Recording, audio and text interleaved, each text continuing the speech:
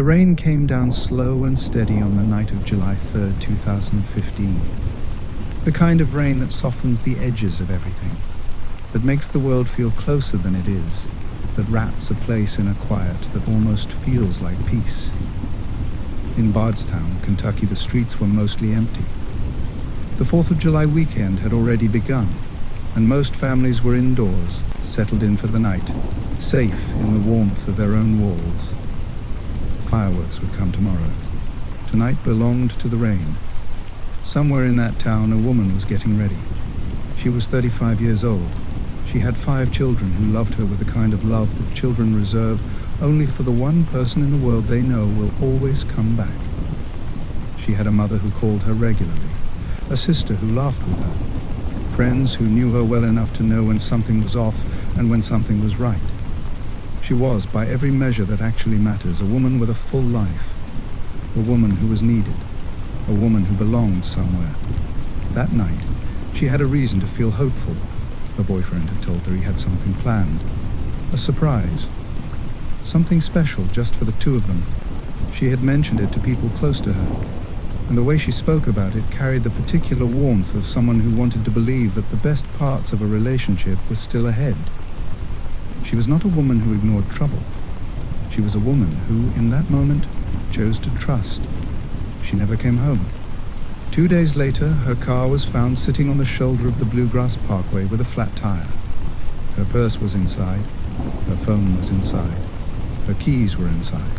Every single thing that a woman would take with her if she were leaving voluntarily was still there, untouched, waiting.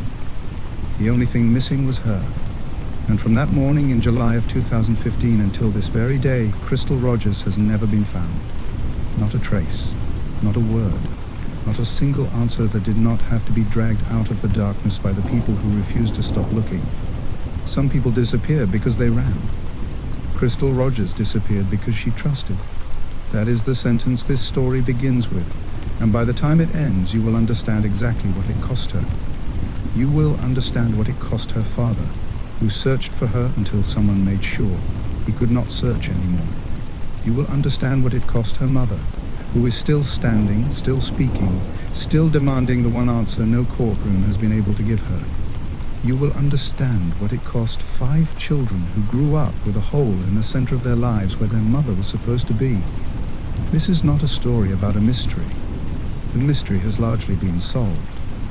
This is a story about what happens when a woman loves someone who has more to lose from that love than she does. It is a story about how far certain people will go to protect what they believe belongs to them.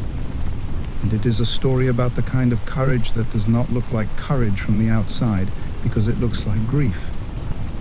Stay with me tonight, because Crystal Rogers deserves more than a headline. She deserves the full story, told with the care and the weight it has always required. Before this story goes any further, I want to ask you something, and I want you to sit with the question honestly rather than answering it immediately. Have you ever been in a relationship where the other person had more to lose than you did? Not financially, not necessarily. Not always in the obvious material ways that people tend to measure loss, but in the deeper, quieter ways. The ways that are harder to name out loud. Maybe they had a reputation to protect in a small town where everyone knew their family. Maybe they had assets, a business, a social standing, a version of themselves they had carefully constructed over years and were not willing to let anyone dismantle. Maybe they had a child, and the thought of sharing that child, of surrendering any portion of that love or that control to someone else, was something they treated not as a normal part of life, but as an unbearable threat. Have you ever been that person's partner? Have you ever been the one with less to lose, which means you were also the one with less power, even if no one ever said that plainly, even if the relationship looked perfectly ordinary from the outside? Because here is what that imbalance does over time. It quietly shifts the weight of the relationship onto one person's shoulders. The person with more to lose starts making decisions that are not about love, but about protection, about control, about managing outcomes. And the person with less to lose, the one who is simply trying to love and be loved and build something real, starts to become, without ever realizing it, a variable in someone else's calculation rather than a partner in a shared life. Crystal Rogers was that person. She was not naive. She was not reckless. She was not the kind of woman who missed warning signs because she was too distracted or too desperate to see them. She was a grown woman, a mother, someone who had navigated life's harder edges with genuine resilience. But she was in a relationship with a man who had built his entire world around things he was not willing to lose. And on the night of July 3rd, 2015, that unwillingness became a death sentence. Think about the people in your life right now. Think about the relationships you are in, the ones your friends are in, the ones you have watched from a distance and sensed something in that you could not quite name. Ask yourself honestly whether the balance of that relationship is equal. Ask yourself who has more to lose. Ask yourself what that person is capable of, not at their best, but at their most desperate. Because this story is not about a monster who existed in a category separate from ordinary human experience. This story is about what ordinary desperation, amplified by power and protected by proximity, can make a person do. And it started in a town that most people would look at and see nothing but beauty.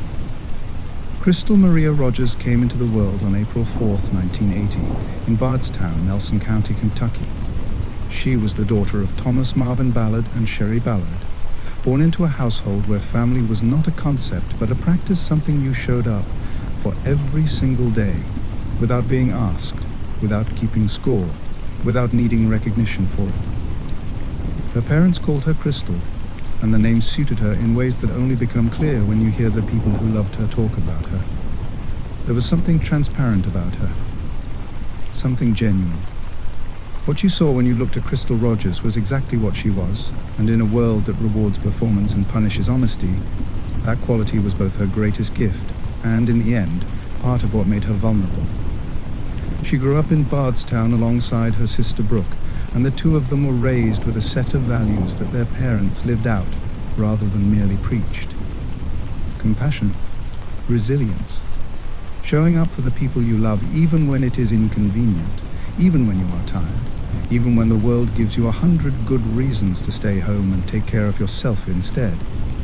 Crystal absorbed all of it, and when she became a mother herself, she passed it down with the same quiet consistency with which she had received it. She had 5 children. Their names were Ashley, Nathan, Gavin, Megan, and Eli, and they were the architecture of her daily life. Everything she did, every decision she made, every morning she woke up and put one foot in front of the other was built around them. People who knew Crystal well did not describe her as a perfect mother in the polished, social media sense of the phrase. They described her as a present mother. A mother who was there, who remembered the small things, who showed up to the school events and the birthday parties and the ordinary Tuesday afternoons that do not make it into any highlight reel, but that children carry with them for the rest of their lives. She was not known to leave without telling someone where she was going. She was not known to go off the grid, to disappear for a weekend, to go quiet on her phone for more than a few hours without a reason. Her phone was an extension of her, a lifeline to her children, her family, her friends. The people who knew her best said that if you could not reach Crystal Rogers, you checked on her immediately, because the only explanation for her silence was that something was wrong. Her friendship circle was the kind that forms in small towns where people grow up together, go through things together, and develop a loyalty that does not require constant maintenance because it is built into the foundation of who they are to each other. Crystal was the kind of friend who let people stay at her home when they had nowhere else to go. The kind who answered the phone at inconvenient hours because she understood that need does not operate on a schedule. The kind who remembered what mattered to the people around her and acted on that memory without making a production of it. She was warm without being soft. She was strong without being hard. She had navigated a life that included raising children from different relationships, managing a household on a modest income, and building a daily existence that was full and demanding in the way that the lives of real people always are. None of that had made her bitter. None of it had closed her off. By the summer of 2015, Crystal Rogers was 35 years old, and the people who loved her would tell you that she still had the same quality she had always had, the quality of someone who genuinely believed that life could still surprise her in good ways. That belief was what the night of July 3rd, 2015 exploited. But before we get to that night, before we follow Crystal to the place she was taken under the promise of something beautiful, you need to understand the town she called home. Because Bardstown is not just a backdrop to this story, it is a character in it. Bardstown is not the kind of town that announces its contradictions, it eases you into them. Nestled in the rolling hills of Nelson County in central Kentucky, Bardstown carries its reputation with the effortless confidence of a place that has been celebrated long enough to believe it. It has been called the most beautiful small town in America. It calls itself, with full justification, the bourbon capital of the world. The distilleries that surround it, some of the most storied names in American whiskey, sit on that land like monuments. Their brick houses stretching across the landscape in long, dark rows, aging something precious in the quiet. Tourists come for the history, the festivals, the courthouse square that looks like it was drawn from a painting of what small-town America is supposed to look like. They come, and they leave, and they take their photographs, and they tell people back home that Bardstown is lovely. They are not wrong, but they are not seeing everything. Bardstown is also a town of approximately 13,000 people where everybody knows everybody, which means everybody also knows everybody's business, everybody's family, and everybody's standing in the community. In a town that small, reputation is currency. A family name carries weight.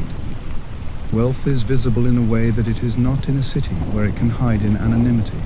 And power, the quiet, local kind that does not make national news, but that shapes the outcomes of ordinary lives, operates in the spaces between those family names and that wealth and that standing.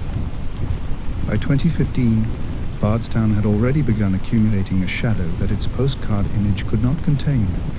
There were things happening beneath the beauty that would eventually demand the attention of the entire country.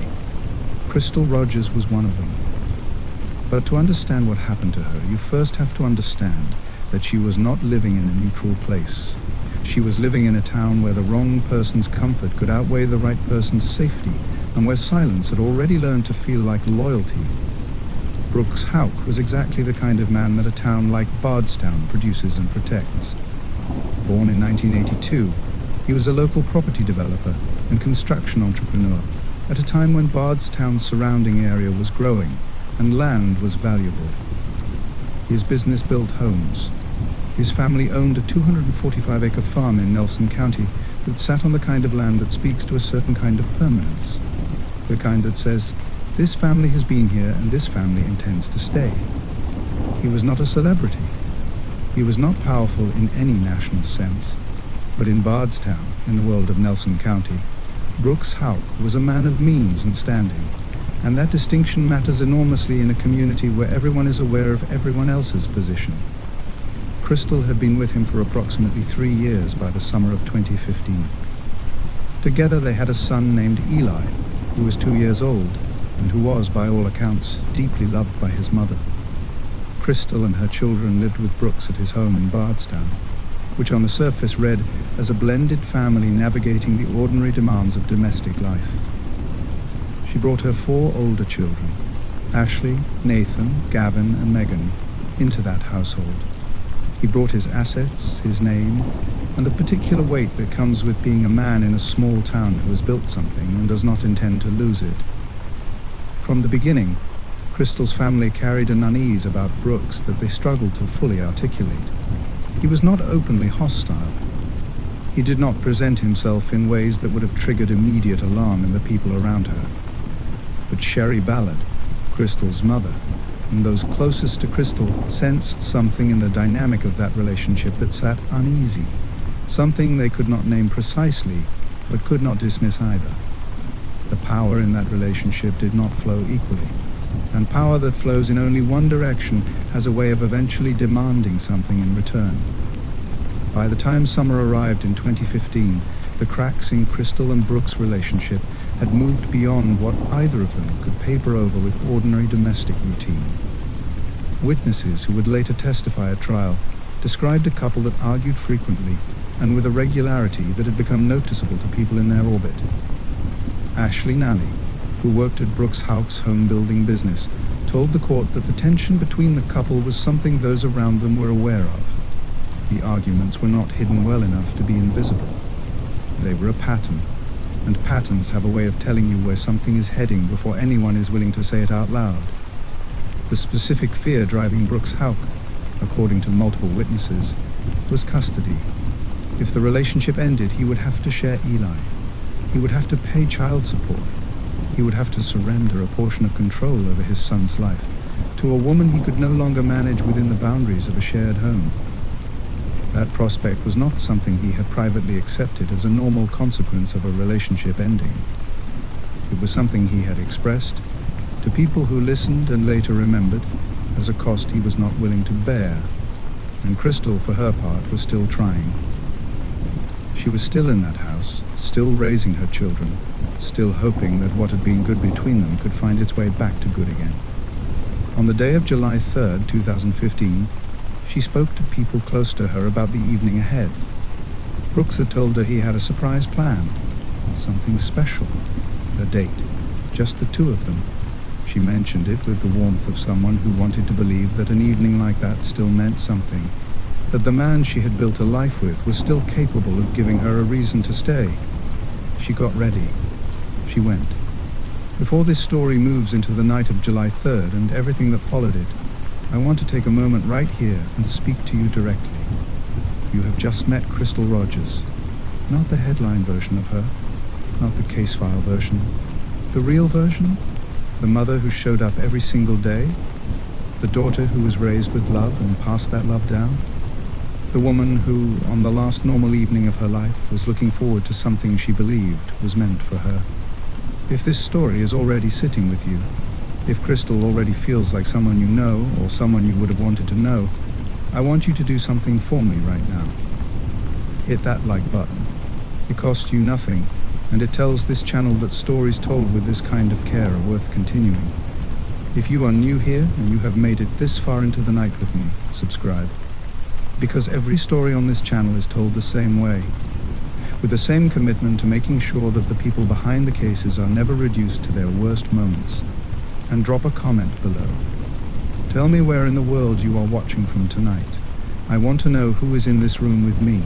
Now, back to Bardstown, back to Crystal, back to a night that a town should never have allowed to happen. There is a lesson buried in everything you have just heard about Crystal Rogers and Brooks Houck, and it is worth naming it plainly before this story goes any further, because it is the kind of lesson that tends to arrive too late for the people who need it most.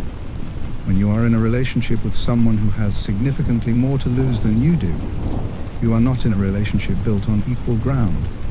You are in a relationship where the other person's fear of loss becomes a force that shapes every decision they make, sometimes without them fully understanding it themselves, and almost always without them telling you about it honestly. That fear does not always look like aggression. It does not always announce itself in ways that trigger immediate alarm. Sometimes it looks like control dressed up as love. Sometimes it looks like generosity that comes with invisible strings. Sometimes it looks like a man who builds a comfortable life around a woman and then realizes, when that life is threatened, that he was never as willing to share it as he had led her to believe. Crystal Rogers was not a cautionary tale. She was a woman, a full, breathing, irreplaceable human being who deserved every good thing she was hoping for on the evening of July 3rd, 2015, but the world she left behind needs to learn from what happened to her. The people watching tonight need to ask themselves the questions this story raises. Not in fear, not in paranoia, but in the clear-eyed, honest way that genuine self-preservation requires. Pay attention to the balance of the relationships around you. Pay attention to what the people you love have to lose, and pay attention to what they do when they believe they are about to lose it. Crystal paid attention too late. Her father paid with his life for refusing to stop paying attention, and the town of Bardstown is still carrying the weight of what it failed to see in time. The night of July 3rd, 2015 is waiting. Hello, my friends. Welcome back to Bedtime Black Files, where life's most powerful lessons are revealed through unforgettable true crime events from around the world. If you're stepping into our community for the first time, I'm truly glad you're here. Thank you for joining us. Before we get into it, Tell us where you're watching from in the comments. Consider hitting the subscribe button. Don't forget to like and share this video with someone who needs it. Your support helps our family grow, connect, and keep these powerful stories alive. The night of July 3rd, 2015 did not look like the last night of Crystal Rogers' life. It looked like an ordinary summer evening at the front edge of a holiday weekend rain on the back roads of Nelson County. A woman who had been told that tonight was going to be something worth remembering. What investigators and witnesses would later reconstruct about that night reads like a story assembled from the wrong end. You arrive at the meaning before you arrive at the moment, and the moment when it finally comes into full view carries a weight that is difficult to describe without feeling it settle somewhere in your chest. Brooks Houck had told Crystal about the surprise earlier in the day, not in vague, throwaway terms, specifically enough that she brought it up to the people close to her with a warmth that those people would remember with painful clarity long after she was gone. She was looking forward to the evening. She was a woman navigating a relationship that had grown increasingly strained, and the suggestion that something intentional was being done, that the man she had built a life with was making a gesture toward her, was not something she walked away from. She trusted it. She prepared for it. She went. Together, Brooks and Crystal drove out to the Houck family farm that evening. Their 2-year-old son, Eli, came with them. The farm stretched across 245 acres of Nelson County land property that reads differently depending on the light it is seen in. In the daytime, it is open and readable, the kind of expanse that communicates stability and permanence. At night, with the rain coming down and no visible lights for long stretches in any direction, it becomes harder to orient yourself within it. The edges of the property disappear into the dark, and the quiet that settles over a place that large in wet weather is the kind that does not feel entirely neutral. Brooks would tell police it was a routine evening, easy, unremarkable, the kind of night that does not demand detailed accounting.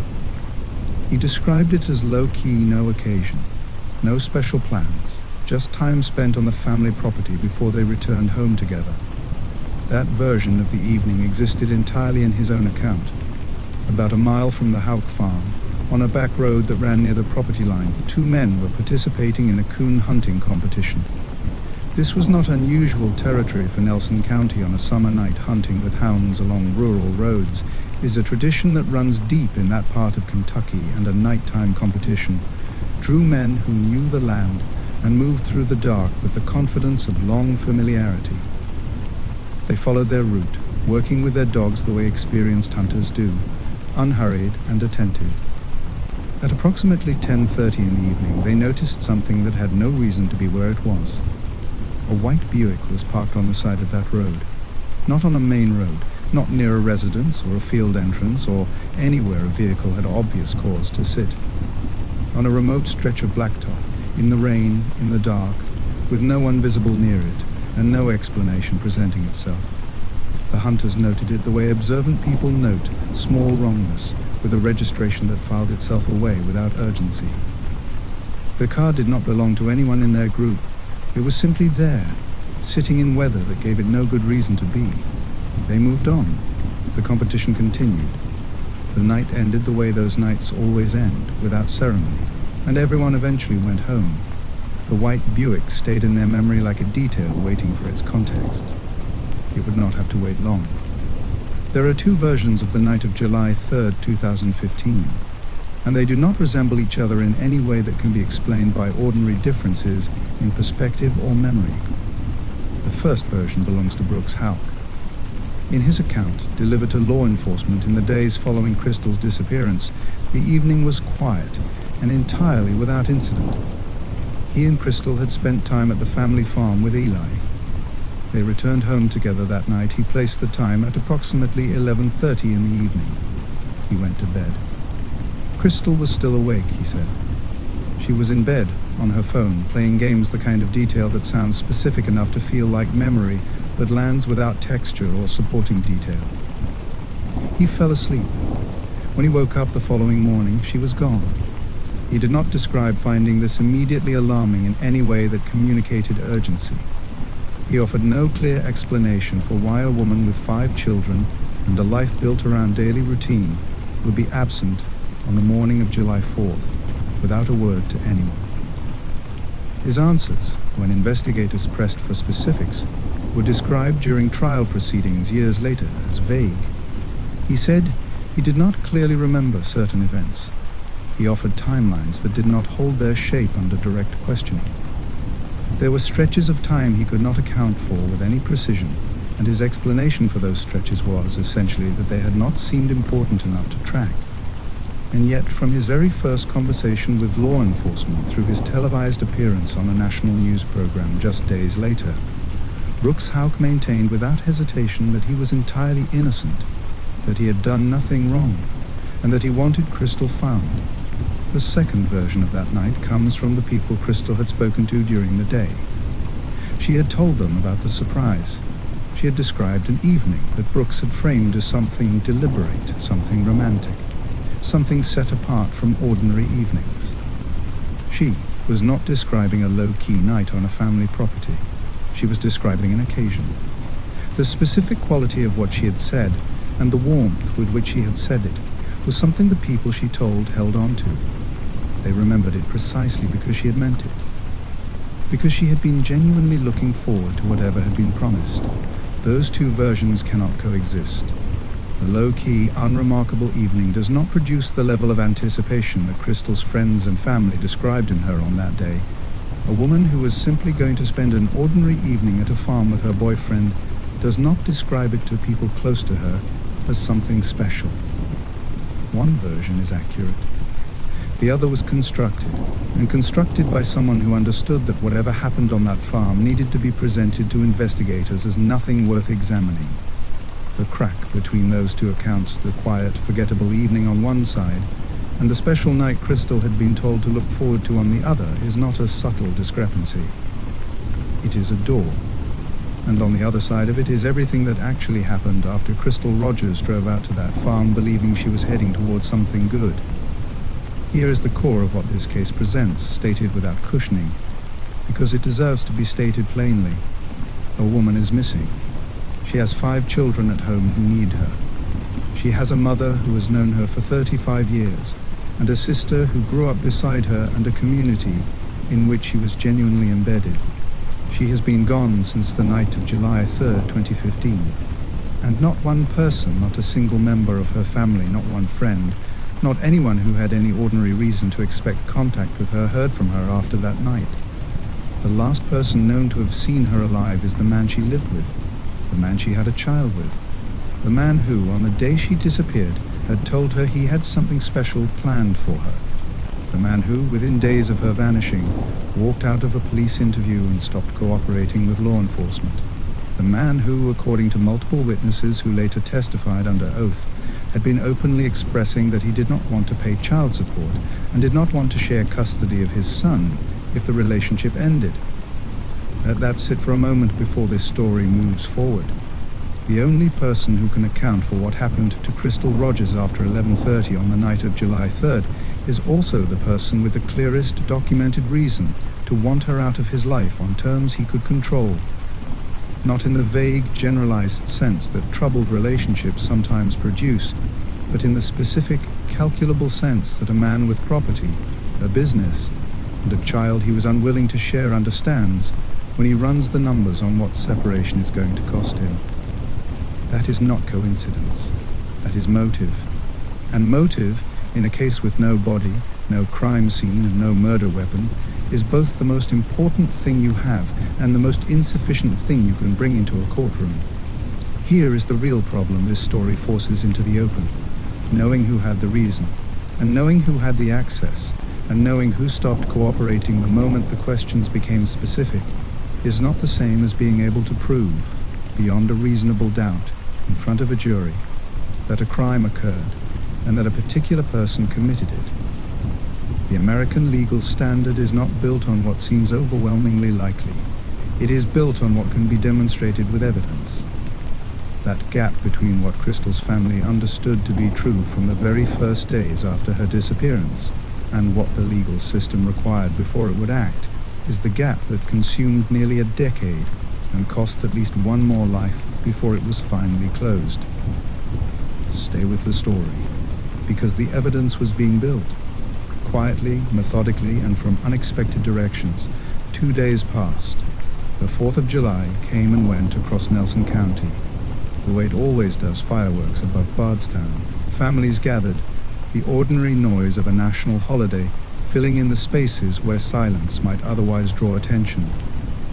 Crystal's children were home. Their mother was not, and the man she had last been seen with was not raising an alarm that carried any weight of genuine urgency.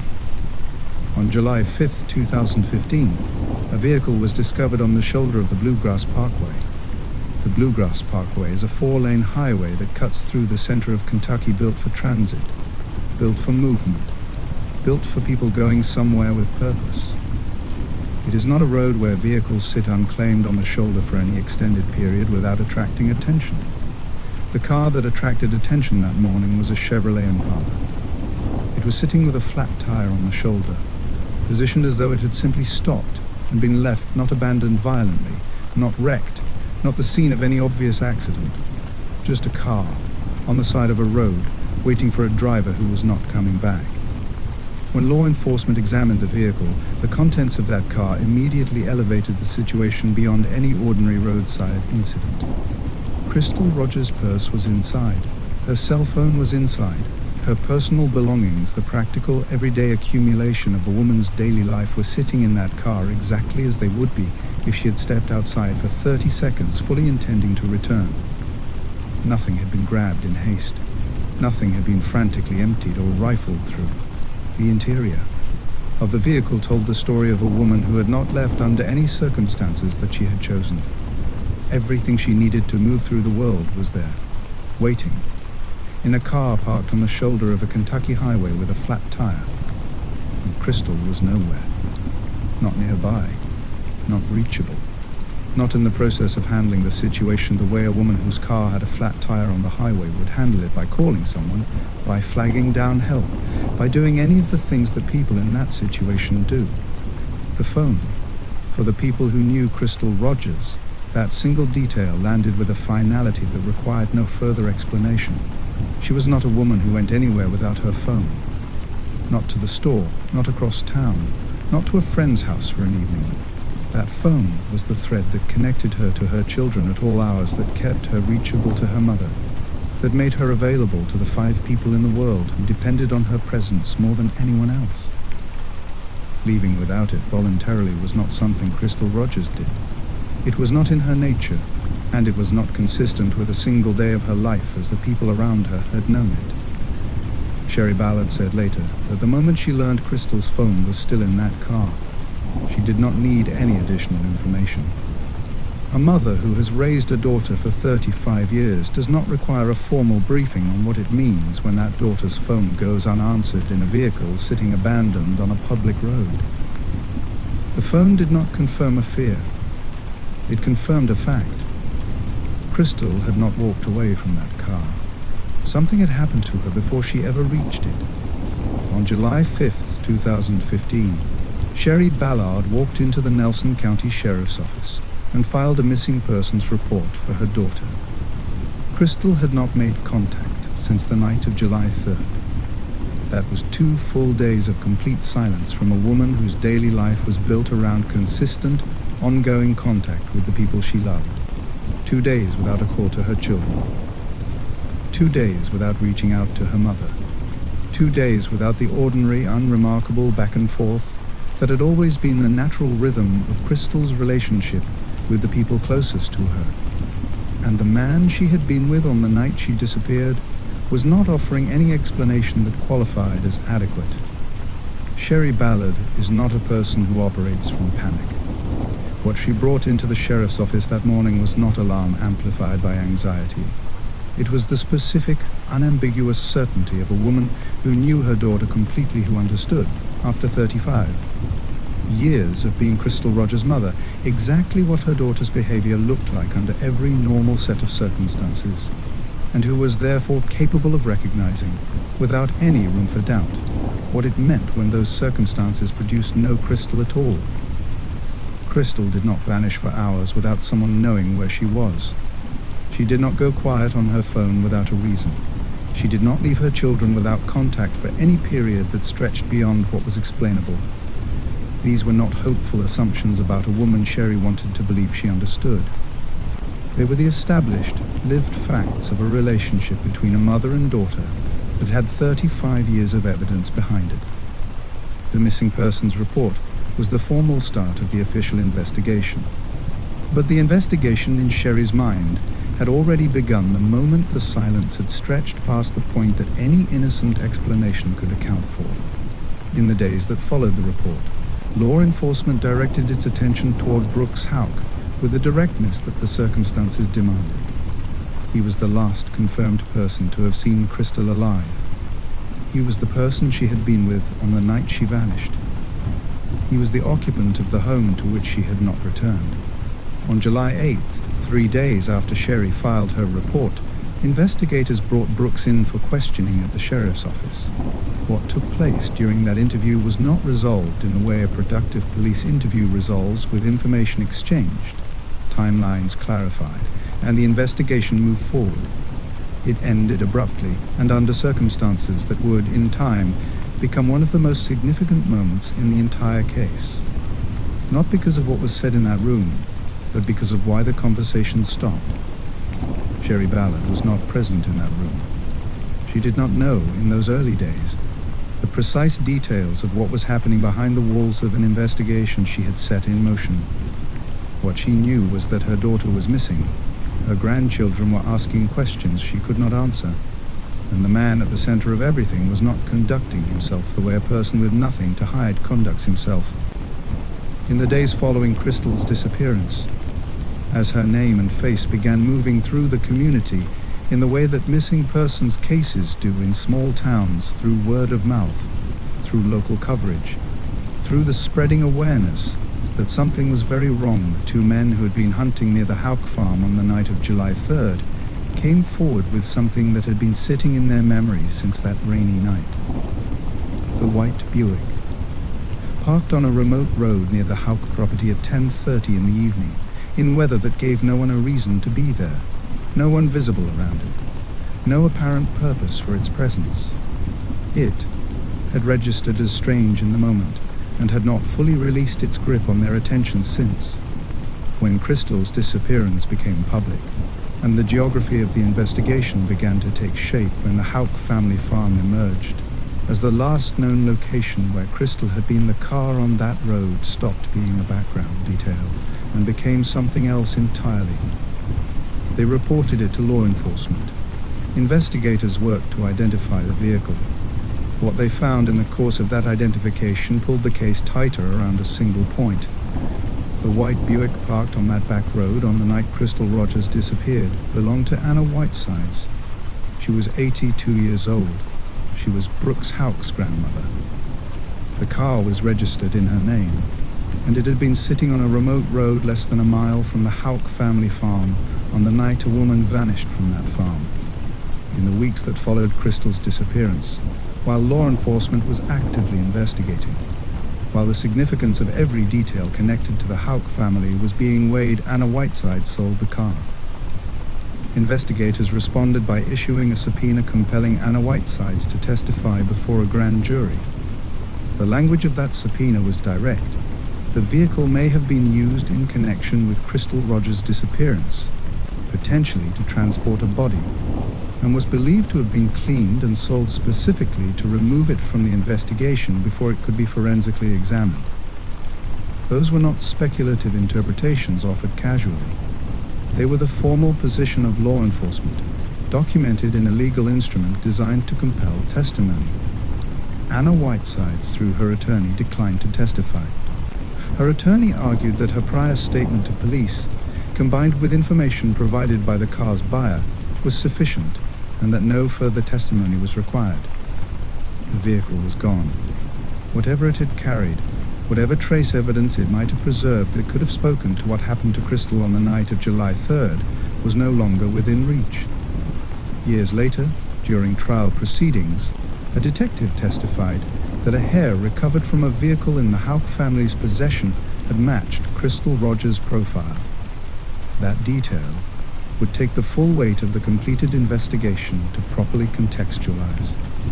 But the white Buick was where the physical trail had its earliest beginning a car on a dark road that someone needed to disappear before anyone could look at it in the light. There is a moment in almost every long-running investigation where one details something that initially appears almost incidental, something that nearly did not happen at all, turns out, to be the specific point at which everything either falls apart or holds together. In the case of Crystal Rogers, that detail was a phone call. Not the phone found untouched in the abandoned car. Not the calls that went unanswered during the days that followed Crystal's disappearance. A specific phone call, made on a specific afternoon, to a man who was sitting in a room with investigators at the Nelson County Sheriff's Office, answering questions about where his girlfriend had gone.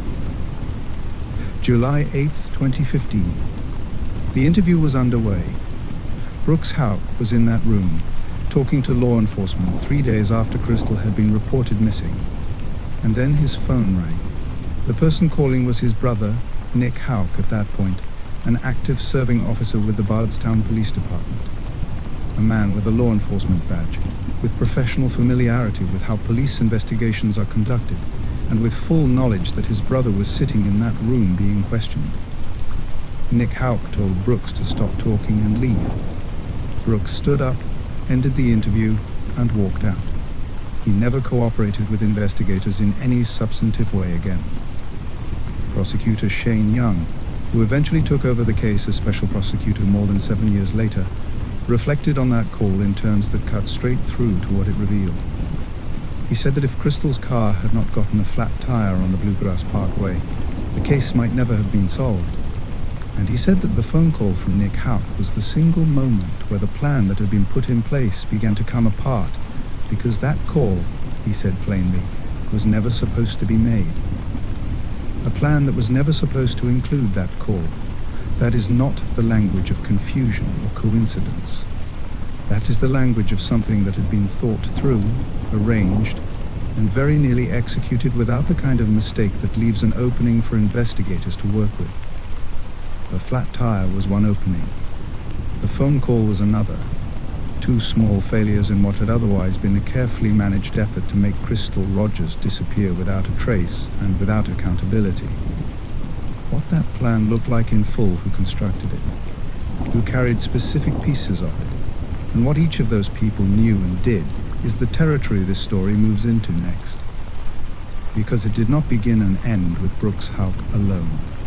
It never did. And the people who helped him are the reason Crystal Rogers' family had to wait as long as they did for anyone to face what they had done. Before this section closes and this story moves into the full depth of what surrounded Crystal Rogers' disappearance, there is something worth pausing on a pattern of behavior that the people closest to this case identified very early on, and that deserves to be examined carefully because it carries a lesson that extends well beyond the specifics of this case. Brooks Houck did not search for Crystal Rogers. Not in the days immediately following her disappearance, when search parties were being organized and people in Bardstown were on the ground, physically combing through the landscape looking for any indication of where she had gone. Not in the weeks that followed, when her absence had become a community concern and her family was doing everything publicly visible to keep pressure on the investigation. Not at any point across the months and years during which Sherry Ballard kept her daughter's name alive through sheer, sustained, personal determination. Not once. He did not call Crystal's family to ask how he could help or what they needed. He did not coordinate with searchers. He did not make himself available to investigators beyond what his attorney advised was necessary. He appeared on a national news program and proclaimed his innocence. And then, for all practical purposes, he went quiet while the mother of his child was missing and her family was publicly falling apart around the absence of her. Crystal's sister addressed this directly in the early days after the disappearance, saying publicly that Brooks had not offered once to search or help or do anything for the family. That is a behavioral tell of the most significant kind, and behavioral tells particularly in cases involving people who have done something they cannot speak openly about are often more reliable indicators of guilt than any single piece of physical evidence, precisely because they are not manufactured. They are simply what happens when a person who knows the truth has no way to perform innocence convincingly in the absence of a body they helped put somewhere. Innocent people do not calculate the optics of searching for someone they love. They search. They call. They show up in every available space and make themselves impossible to miss. Not because they are performing grief or managing a public image, but because staying still while someone you love is missing is psychologically incompatible with genuine innocence. Brooks Houck stayed still. He managed his legal exposure. He said the things that people say when they want to sound innocent without being exposed to the risk of saying anything that could be used against them later. Guilt in this case was almost perfectly quiet. And for a long time that quiet was just convincing enough to buy him years that Crystal Rogers' family spent in a grief that had no resolution and no bottom. Before this story moves into the machinery behind Crystal's disappearance, the people who constructed a wall around it, and the deliberate decisions they made to keep law enforcement on the outside of it, take a moment right here with me. If what you heard in the last section left you unsettled, if you found yourself thinking about a man who never searched, never called, never showed up in any of the spaces where people who love someone go when that someone is missing, hold on to that feeling. Because the story you're about to hear is going to ask you to hold multiple layers of calculated behavior in your mind simultaneously. And the clearer you are on what has already been established, the more precisely you will see what comes next. This is a good moment to share this story. Not only because it helps this channel reach the people who need to hear it, though, that matters deeply. And every like, every comment, every subscription is something I genuinely appreciate. Share it because Crystal Rogers' name deserves to travel as far as it can carry. The more people who know what happened in Bardstown, the harder it becomes for the truth to stay wherever it was put. Drop a comment below. Tell me what you are thinking right now. Tell me where in the world you are sitting tonight. I read them all. Now, let us go deeper into this family. On July 8th, 2015, 5 days after Crystal Rogers was last seen alive, Brooks Houck sat across from investigators inside the Nelson County Sheriff's Office. The purpose of that interview was specific. The investigators needed a timeline they could test.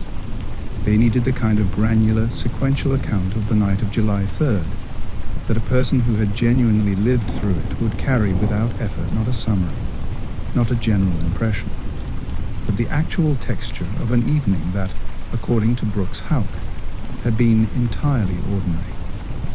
What he had done, when he had done it, what Crystal had said, what he had heard, what had been where and at what time and in what order. Brooks Houck sat in that room and he answered. To a point. The answers investigators received were not the answers of a man reconstructing a clear memory. They were the answers of a man who had thought carefully, in advance, about the geography of what he was willing to say. Vague in places where specificity was necessary. Uncertain in stretches that an innocent person would have recalled without difficulty. His account of the previous Friday evening, a night he described as low-key and unremarkable, could not produce the detail that low-key and unremarkable evenings nonetheless leave behind in the minds of people who lived them without anything to fear. Then his phone rang. The caller was his brother, Nick Houck. Not a family member calling out of worry. Not a relative checking in on a man whose girlfriend had been missing for 5 days. Nick Houck was, at that moment, a serving officer of the Bardstown Police Department. He understood, with professional precision, exactly what was happening in that room. He understood what an interview of this nature was designed to accomplish. He understood what the right of a person being questioned looked like under the law, and he used every piece of that understanding to end the conversation before it could go further. Nick told Brooks to stop talking and leave. Brooks stood up, and he left.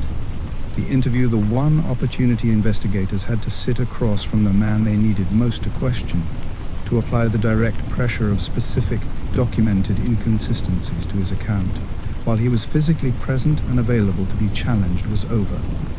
Not because investigators had finished, not because the conversation had reached a natural conclusion, because a Bardstown police officer from a location outside that room had made a call that ended it. What happened inside that building on July 8, 2015 did not simply represent a lost afternoon of investigation. It represented a closing door. Brooks Houck never returned to that table. He never resumed meaningful cooperation with the Nelson County Sheriff's Office.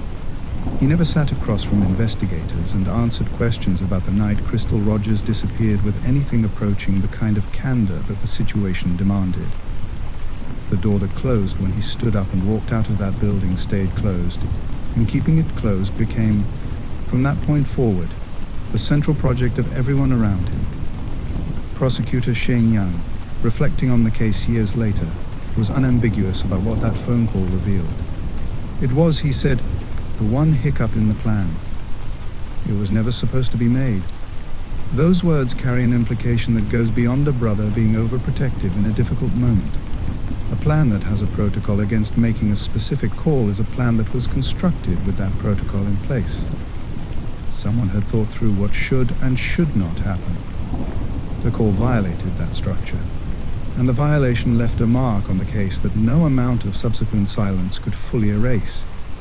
Nick Houck's position in the Crystal Rogers case was unlike that of any other person connected to it, and that position was not accidental. He was a serving officer of the Bardstown Police Department at the time of Crystal's disappearance. That status gave him something that no civilian member of the Houck family possessed: professional familiarity with investigative processes, institutional access to the internal workings of local law enforcement, and a working knowledge of how cases are built and where they are vulnerable. Whatever information moved through the Bardstown Police Department in the days and weeks following Crystal's disappearance, Nick Houck was positioned to be aware of it in ways that his brother, sitting at the center of an active investigation, could not afford to be without. On July 9th, the day after he called Brooks out of the sheriff's office interview, Nick Houck was summoned to testify before a grand jury. His presence at that proceeding was directly connected to what he had done the previous day. Investigators were not treating his phone call as a routine act of familial concern. They were treating it as what it appeared to be: an intervention by a law enforcement officer into an active investigation involving his own brother. In the weeks that followed, investigators sought to establish Nick Houck's movements and communications around the time of Crystal's disappearance. What emerged from that examination, and from the subsequent scrutiny of his behavior on and around the night of July 3rd, raised questions that a polygraph test was eventually called in to address. Nick Houck took a polygraph examination on July 20th, 2015. The results were not inconclusive in the way that polygraph results sometimes are when a subject is simply anxious or poorly suited to the format of the test. The examiner who administered it expressed what was formally described as grave concerns about the outcome. Those two words, grave concerns, are not routine language in the professional documentation of a polygraph examination. They are the language of a result that communicates something the examiner felt compelled to flag explicitly rather than file quietly. On October 16, 2015, Nick Houck was fired from the Bardstown Police Department. The grounds cited included interfering with the investigation, lying to authorities, and failing the polygraph examination.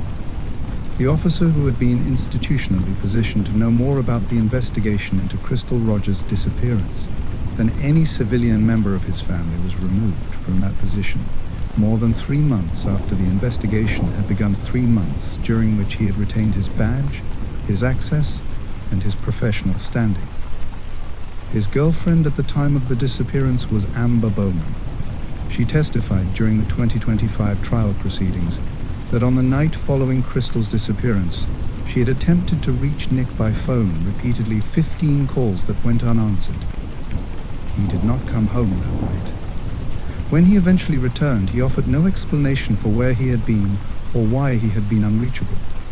His phone had been found turned off inside the new home the couple had been in the process of moving into.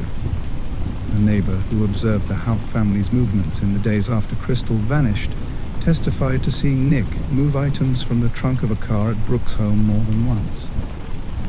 If Nick Houck's behavior in the aftermath of Crystal's disappearance raised questions about what he knew and what he had done with that knowledge, the behavior of Rosemary Houck Brooks and Nick's mother raised questions of a fundamentally different and, in some ways, more disturbing character. What investigators documented about Rosemary Houck was not a single dramatic act of interference. It was a pattern, a set of behaviors distributed across time that individually might have been explained away, but collectively formed something that prosecutors eventually brought into two separate courtrooms and placed before two separate juries under the formal designation of unindicted CO conspirator. The first anomaly was digital. Rosemary Houck's cell phone showed no registered activity between June 16th and August 4th, 2015. That window, nearly 7 weeks, covered the period immediately preceding Crystal's disappearance and the weeks that followed it. A cell phone that goes completely dark for 7 weeks does not do so by accident. The explanation that investigators advanced was that Rosemary was using a different device during that period, a temporary phone that would not be tied to her identity in the records that investigators could subpoena. The implication of that explanation is that the blackout on her registered phone was deliberate, that someone, during the specific window in which Crystal Rogers was killed and the cover-up was executed, had thought carefully about the trail that communication leaves behind. The second set of behaviors was physical and visible. Neighbors observed Rosemary visiting Brooks' home on Glenview Drive with a frequency that was noticeably different from her ordinary pattern after Crystal's disappearance. The visits were not social calls conducted in the open, easy manner of family checking in on family. They were purposeful. Items were moved from the trunks of cars on those visits. The movement of those items was observed and remembered by people who had no reason at the time to understand what they were seeing, but who recognized, in retrospect, that what they had witnessed did not look like the natural activity of a grieving family managing the ordinary aftermath of a missing person case. The third detail was small in physical scale, but large in what it communicated about intention. The flowers that Crystal Rogers had planted in the garden at Brooks' home, the living, growing evidence of her presence in that space, of her investment in the life she had been building there, were dug up by Rosemary Houck after Crystal vanished. Not left to grow, not left to wilt naturally. Removed. The garden that Crystal had tended was cleared of the things she had put into it. Court documents unsealed after the 2025 convictions contained a prosecutorial allegation that cut through all of these individual behaviors and named what they added up to: Rosemary. Houck had been involved in a plan to kill Crystal Rogers that predated July 3, 2015. The planning, according to prosecutors, did not begin on the night of the disappearance. Everything that investigators knew about Anna Whiteside's white Buick, its presence on a remote road near the Houck farm on the night of July 3rd, the subpoena, the refusal to testify, the sale of the vehicle had a consequence that this story has not yet named directly. That consequence is what this section is about. When the white Buick was sold in the weeks following Crystal's disappearance, what was lost was not simply a car. What was lost was the closest physical object investigators had to a link between the Houck family and whatever had happened to Crystal Rogers on the night she vanished. A vehicle that had been in the possession of Brooks Houck's family, that had been seen on a road adjacent to the family farm on the specific night in question, and that had been removed from the family's inventory within weeks of the disappearance, represented a forensic opportunity that, once gone, could not be recovered. Forensic evidence does not wait for investigations to catch up to it. It exists in a window that closes when the material is cleaned, altered, or destroyed. Every day that passed between the discovery of the Buick's relevance and the moment it could be subjected to proper forensic examination was a day in which that window narrowed. The decision to sell the vehicle, made by a family who was fully aware that their property was under investigative scrutiny, in a period when the disappearance of Crystal Rogers was the most active case in Nelson County, was not a coincidence of timing. It was a decision made with knowledge of what was at stake. The refusal of Anna Whitesides to testify before the grand jury compounded this loss. The car was gone. The testimony of its owner was withheld. The investigative record on that vehicle was limited to what could be established from external sources, the hunter's account, the records of the sale transaction, the statements from the buyer, without the forensic substance of the vehicle itself, or the direct testimony of the person whose name it had carried. Years later, during the 2025 trial, a detective testified that a hair recovered from a vehicle in the Houck family's possession had matched Crystal Rogers' profile. That detail arrived in a courtroom a decade after it would have been most useful. The deliberate removal of the Buick from the investigation did not ultimately prevent every forensic thread from surfacing, but it narrowed the field dramatically and bought the people at the center of the case years of protection that a recovered vehicle might have denied them far sooner. Brooks Houck did not act alone. That conclusion, which investigators had suspected from the earliest days of the case, and which the phone call from Nick Houck had done much to confirm, became the central organizing principle of the investigation as it developed across the years that followed Crystal's disappearance. A plan of the scope that the physical evidence suggested a woman removed from a family farm, her body disposed of in a manner that left no traceable remains, her car driven to a highway and left in a position designed to suggest voluntary abandonment is not the work of a single person operating without assistance. It requires logistics. It requires people who can be trusted with information that would destroy them if it became public. It requires the kind of coordinated human effort that leaves footprints, however carefully those footprints are placed. Steve Lawson was a former employee of Brooks Houck's home building business. He was a man who moved in the same circles, who had worked within the operation that Brooks controlled, and who had, by the nature of that working relationship, become someone Brooks Houck trusted with the kind of proximity that employment creates. In the period immediately following Crystal's disappearance, Steve Lawson and Brooks Houck communicated. The substance of those communications, what was said, what was established between them, what roles were assigned and confirmed, became part of the prosecutorial case that would eventually be presented to a jury in 2025. Joseph Lawson was Steve's son, where Steve Lawson's alleged role centered on conspiracy, on the planning and coordination of what needed to happen. Joseph Lawson's alleged involvement was more directly operational. Prosecutors identified him as someone who participated in the physical dimensions of the crime, the disposal, the concealment, the specific work of making Crystal Rogers disappear in a way that could not be easily traced back to the people responsible. The construction of the Woodlawn Springs subdivision brought the Lawson connection into its most concrete and disturbing form. Houck's building company broke ground on that residential development in the weeks immediately following Crystal's disappearance in July 2015. The timing was noted by investigators who were already suspicious of every decision Brooks Houck made in that period. But the significance of the subdivision's construction would not become fully legible until years later. In August 2021, the FBI conducted a major search of the Woodlawn Springs subdivision. The search focused on the homes that Houck's company had built in the period directly following Crystal's death. On August 27th of that year, the FBI announced that an item of interest had been recovered from the concrete of one of those homes. The agency declined to specify what that item was, but the announcement itself, made publicly, deliberately, in the context of an active federal investigation, communicated something that the people of Bardstown understood without needing a detailed explanation. Crystal Rogers might be in the ground beneath one of those houses, placed there in concrete by the men who built them.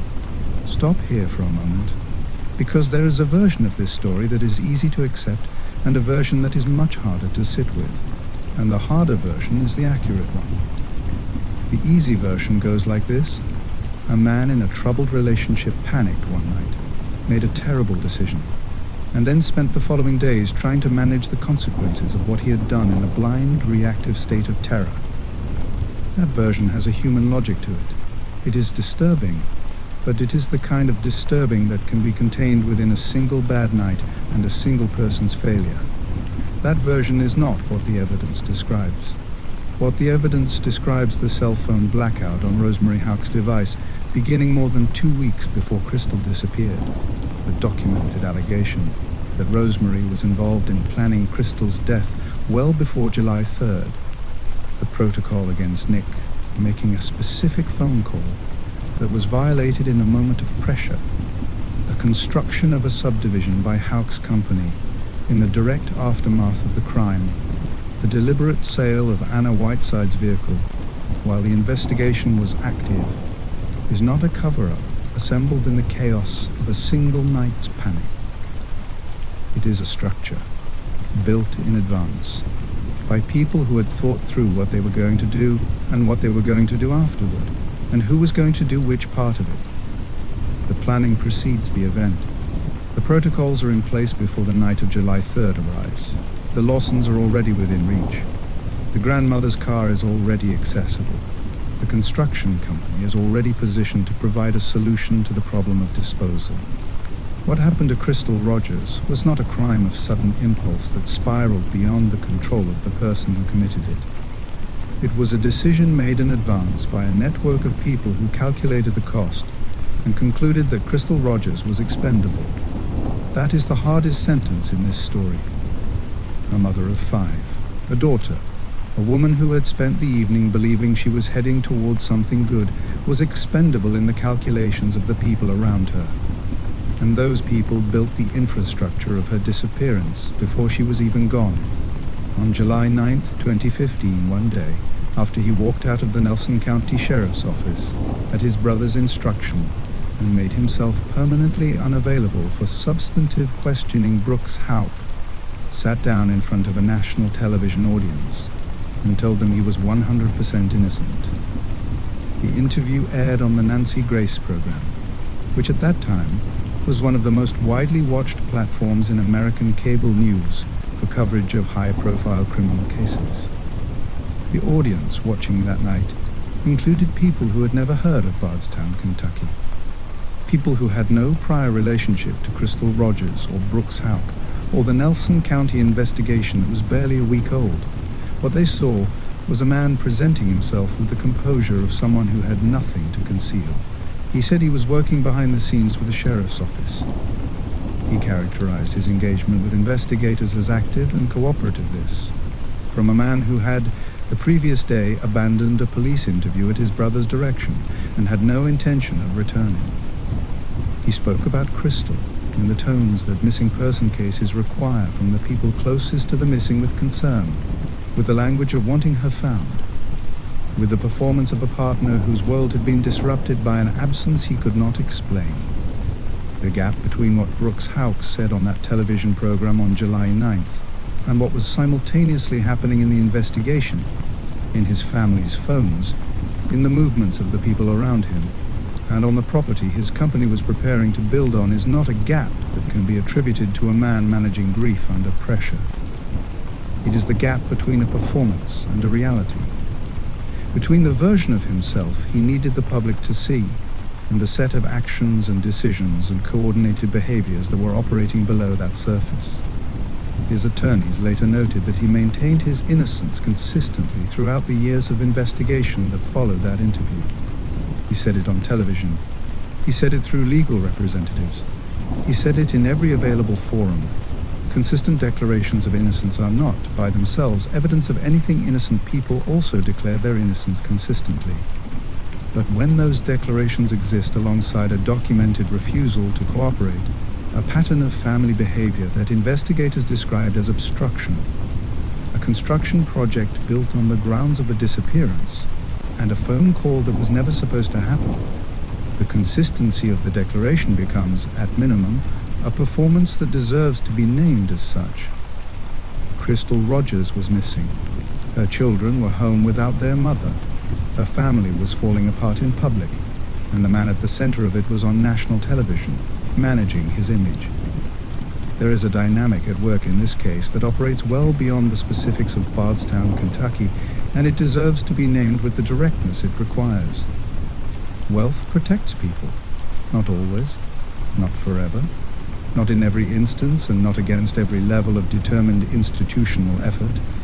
but in the specific environment of a small American town where a family name carries institutional weight, where a man's business has employed local people, where a brother's badge has opened certain doors and closed others, and where the financial resources to retain legal counsel and manage public narrative are available in ways they are not for most people in that environment.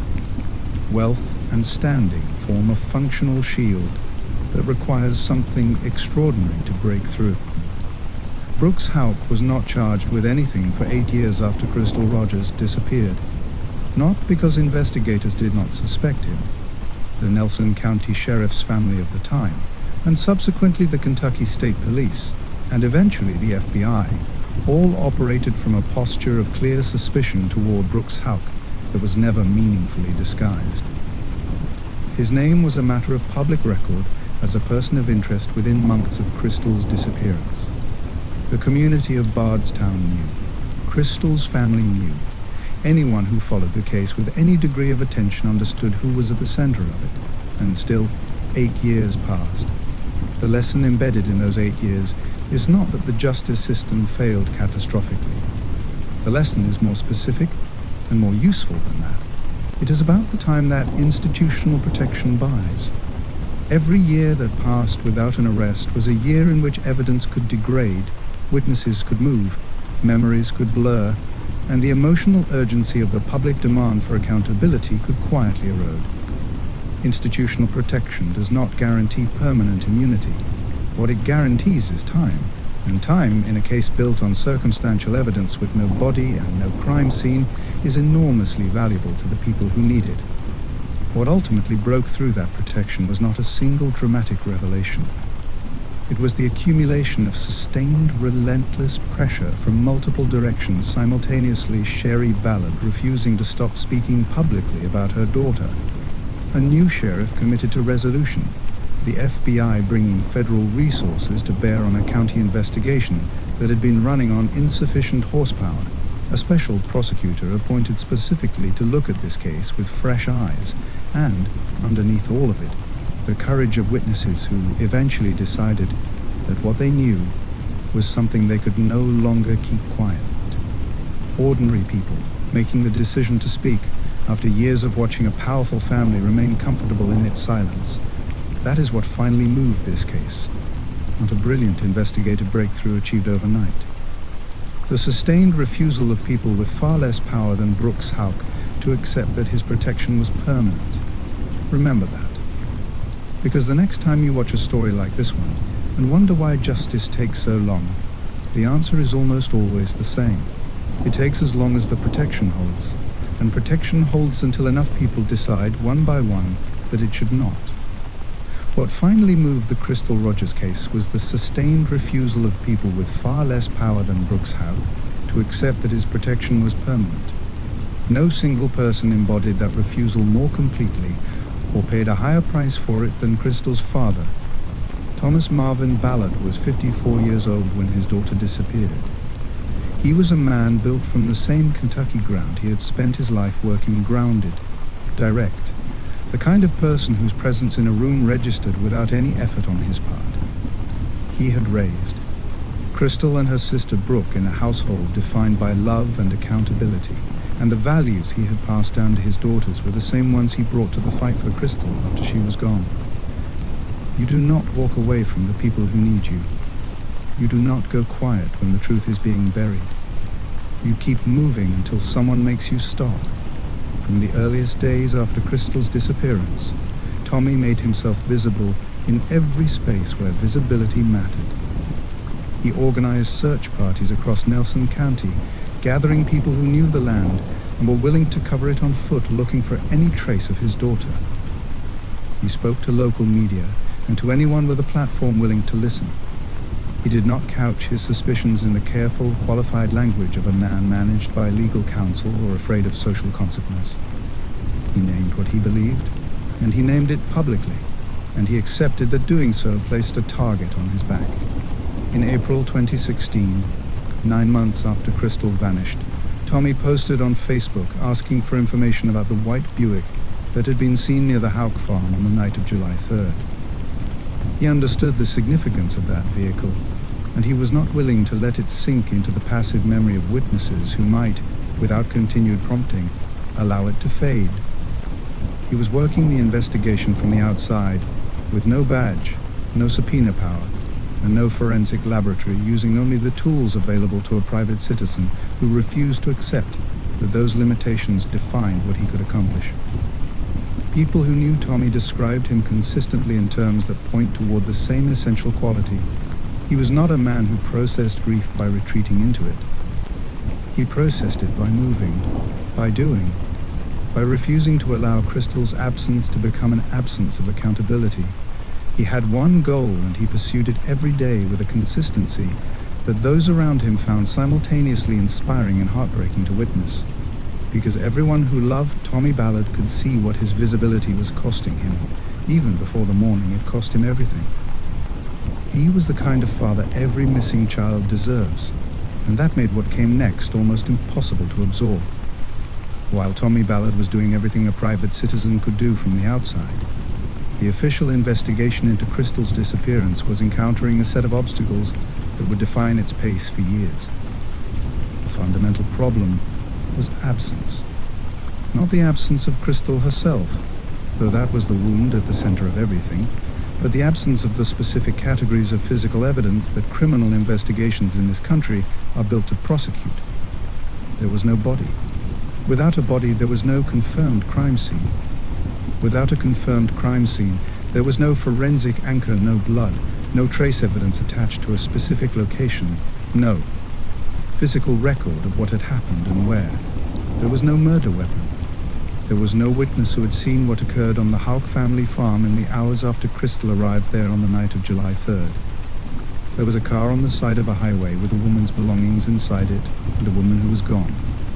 That was the foundation on which investigators were being asked to build a criminal case against a man with resources, legal counsel, and a family that had closed every available door. The Nelson County Sheriff's Office handled the initial investigation. The challenges it faced were not the result of negligence or indifference. They were the structural challenges of a rural county law enforcement agency working a case that had been deliberately constructed to leave them with as little as possible to work with. As the months passed without a prosecutable breakthrough, the case was transferred to the Kentucky State Police, which brought greater resources but did not change the fundamental evidentiary landscape. The same absences that had constrained the county investigation constrained the state investigation. In August 2020, 5 full years after Crystal Rogers was reported missing, the Federal Bureau of Investigation formally assumed control of the case. The FBI's involvement represented a shift of significant magnitude in resources, in investigative reach, in the capacity to execute search warrants across multiple jurisdictions simultaneously, and in the forensic capability to examine evidence at a level that county and state agencies could not match. But even the arrival of federal involvement could not instantly manufacture what had never existed: the physical evidence that had been systematically removed, concealed, or destroyed in the immediate aftermath of Crystal's death. For Crystal's family, those 5 years between the disappearance and the FBI's formal takeover were not experienced as an investigation progressing at a manageable pace. They were experienced as the closest thing to abandonment that a family in their position could feel while technically being told that their case was still open. The person they believed was responsible was building homes, running a business, and living his life in the same town where Sherry Ballard woke up every morning without her daughter. I want to stop here and ask you something that I do not want you to answer quickly. Have you ever waited for a system to move on something that mattered to you, genuinely mattered, at the level where the outcome was going to shape the rest of your life, and felt the specific, grinding frustration of watching that system operate on a timeline that bore no relationship to the urgency you were living inside? Have you ever known, in the way that people who love someone know things before they can prove them, that something terrible had happened to a person you could not imagine the world without, and then been asked to wait, and keep waiting, while the procedures and the bureaucratic handoffs and the evidentiary thresholds of a legal standard you had no control over moved at the pace they were built to move at? regardless of what that pace cost you personally. Have you ever watched someone who you believed had done something unforgivable continue to live openly, in public, in the same community you inhabit, while you carried the weight of what you knew, and the law had not yet done what you needed it to do? That is what Crystal Rogers' family lived inside for nearly a decade. Not as an abstraction, not as a legal or procedural challenge to be discussed analytically, as a daily reality. Sherry Ballard woke up every morning in a town where the man she believed had killed her daughter was present. Tommy Ballard organized search parties and posted on social media and pushed against the wall of a protection he could not breach, and he watched the years accumulate without an arrest. Crystal's children grew up. Ashley, Nathan, Gavin, and Megan moved through their adolescence and into adulthood with a mother-shaped absence in the center of their lives that no amount of time or institutional process was equipped to address. The grief of waiting is a specific kind of grief. It does not allow closure. It does not allow the ordinary, terrible work of mourning to proceed because the loss has never been officially confirmed, because the responsible party has never been held accountable, because the story has not ended and therefore cannot be processed as something that has happened and been survived. It simply continues, day after day, year after year, an open wound in a family that was expected, by the pace of the investigation, to be patient. Tommy Ballard was not patient. He could not afford to be, and his refusal to wait quietly is the reason the next part of this story exists. 16 months after Crystal Rogers disappeared, on the morning of November 19, 2016, Tommy Ballard walked out onto his own private property in Nelson County with a hunting rifle and his 12-year-old grandson beside him. The boy was Crystal's eldest son. He had lost his mother 16 months earlier under circumstances that no 12-year-old should have to hold in his understanding of the world. He was out that morning with his grandfather, doing something ordinary and familiar, and grounded in the kind of routine that people lean on when the larger architecture of their life has been disrupted by something they cannot control. Hunting on the family property was the kind of activity that connected a boy to his grandfather, in the uncomplicated physical way that boys and their grandfathers connect through shared space, shared quiet, shared purpose. Tommy Ballard's gun was with him. It had not been fired. A single bullet came from an unknown location and struck Tommy Ballard in the chest. He went down in that field on his own land, on a morning that had begun like any other morning, with no warning and no opportunity to respond to what was happening. The shot had come from somewhere beyond his line of sight. There was no confrontation, no escalating situation, no moment in which Tommy could have taken any action to protect himself. One moment he was standing in a field with his grandson. The next, he was not. The boy was there. He was 12 years old, and he was standing in a field with his grandfather, and he watched Tommy Ballard fall. Whatever that morning asked of a 12-year-old child, whatever it deposited in the memory of a boy who had already spent 16 months living in the aftermath of his mother's disappearance, is not something that can be adequately described in language. It is the kind of mourning that a person carries for the rest of their life, in a place where ordinary words do not reach. Investigators arrived at the scene and established the facts with the thoroughness that the situation demanded. Tommy's gun had not been discharged. There was no evidence of a struggle, no evidence of a confrontation, nothing to suggest that what had occurred was anything other than a deliberate, targeted act by someone who had known where Tommy Ballard would be that morning and had positioned themselves accordingly. The property was Tommy's own land, not a public space, not a location that a stranger would have had reason to be on without intention. The bullet that killed Tommy Ballard came from outside his awareness and outside his reach. It was placed with precision, and it came 16 months after the man who had been asking the loudest and most public questions about Crystal Rogers' disappearance had begun asking them in ways that the people with something to hide could no longer comfortably ignore. Law enforcement moved quickly to establish what November 19, 2016 was and what it was not. Suicide was ruled out. Tommy Ballard's own weapon had not been fired. A man does not die from a gunshot wound while his own gun remains unfired beside him. The mechanics of what had happened in that field were not ambiguous, they simply required confirmation of what was already apparent to anyone who examined the scene without a predetermined conclusion in mind. The 12-year-old grandson, Crystal's son, was cleared of any involvement. The investigation into his presence at the scene was conducted with the care that circumstances involving a child demand, and the conclusion was unequivocal. The boy had not been responsible for what happened to his grandfather. He had been a witness to it. What remained, after both of those possibilities were formally excluded, was the only conclusion the evidence supported. Tommy Ballard had been shot and killed by someone who had deliberately targeted him on his own property. His death was classified as a homicide. The Federal Bureau of Investigation took on his case as a separate investigative matter, running parallel to the ongoing Rogers disappearance investigation. The suspected connection between the two cases was not a speculative leap. Tommy Ballard had been the most publicly visible and most vocally accusatory private citizen in the Rogers investigation. He had organized search parties, spoken to media, posted on social media about specific pieces of evidence, and made no secret of who he believed was responsible for what had happened to his daughter. He had been doing all of this for 16 months. The person he had been publicly naming was a man with the demonstrated capacity to coordinate a complex, multi-person criminal operation. The timing of Tommy's death 16 months into an active, vocal, public campaign for accountability was not coincidental in any interpretation of the available facts. Years into the investigation, when the full scope of the conspiracy around Crystal's murder began coming into focus, prosecutors revealed a detail that connected the two deaths in a more concrete way than suspicion alone.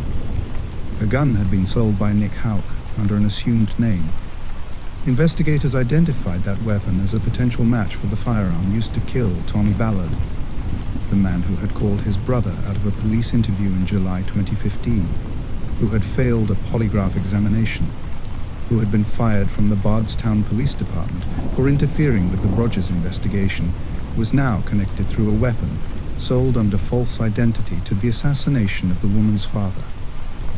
Tommy Ballard had been right about everything, and someone had decided that his being right and his willingness to say so publicly was a problem that needed to be permanently resolved. In August 2020, 5 years after Crystal's disappearance, the FBI conducted its first large-scale search of the Bardstown area. The agency brought with it the resources and the investigative mandate that the case had long required and never fully had at the local level. The 2020 search covered ground that previous investigations had examined less comprehensively, and it signaled to the community of Bardstown that the federal government's interest in what had happened to Crystal Rogers was not passive or procedural. It was active and purposeful. The second search came in August 2021 and was considerably more specific in its target. Investigators focused their attention on the Woodlawn Springs subdivision, a residential development that Brooks Houck's construction company had built in the weeks and months. Immediately following Crystal's disappearance in the summer of 2015, the geography of that timing had never been lost on investigators.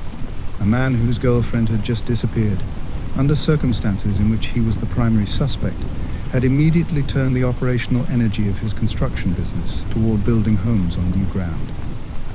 The question of what those homes had been built on top of had been present in the investigation for years before the FBI was in a position to pursue it with the resources a full excavation required. On August 27, 2021, the FBI made a public announcement.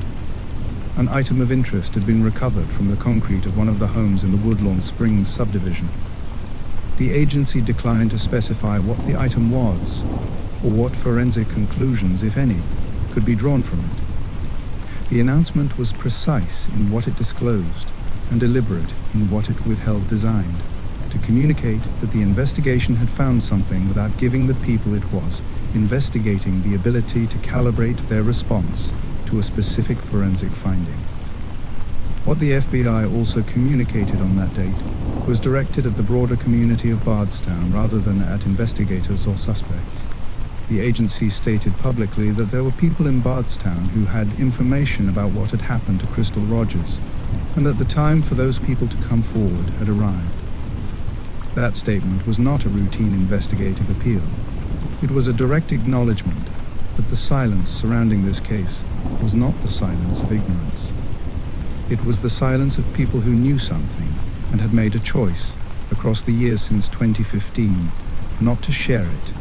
The FBI was telling those people, plainly and publicly, that the window for that choice was closing.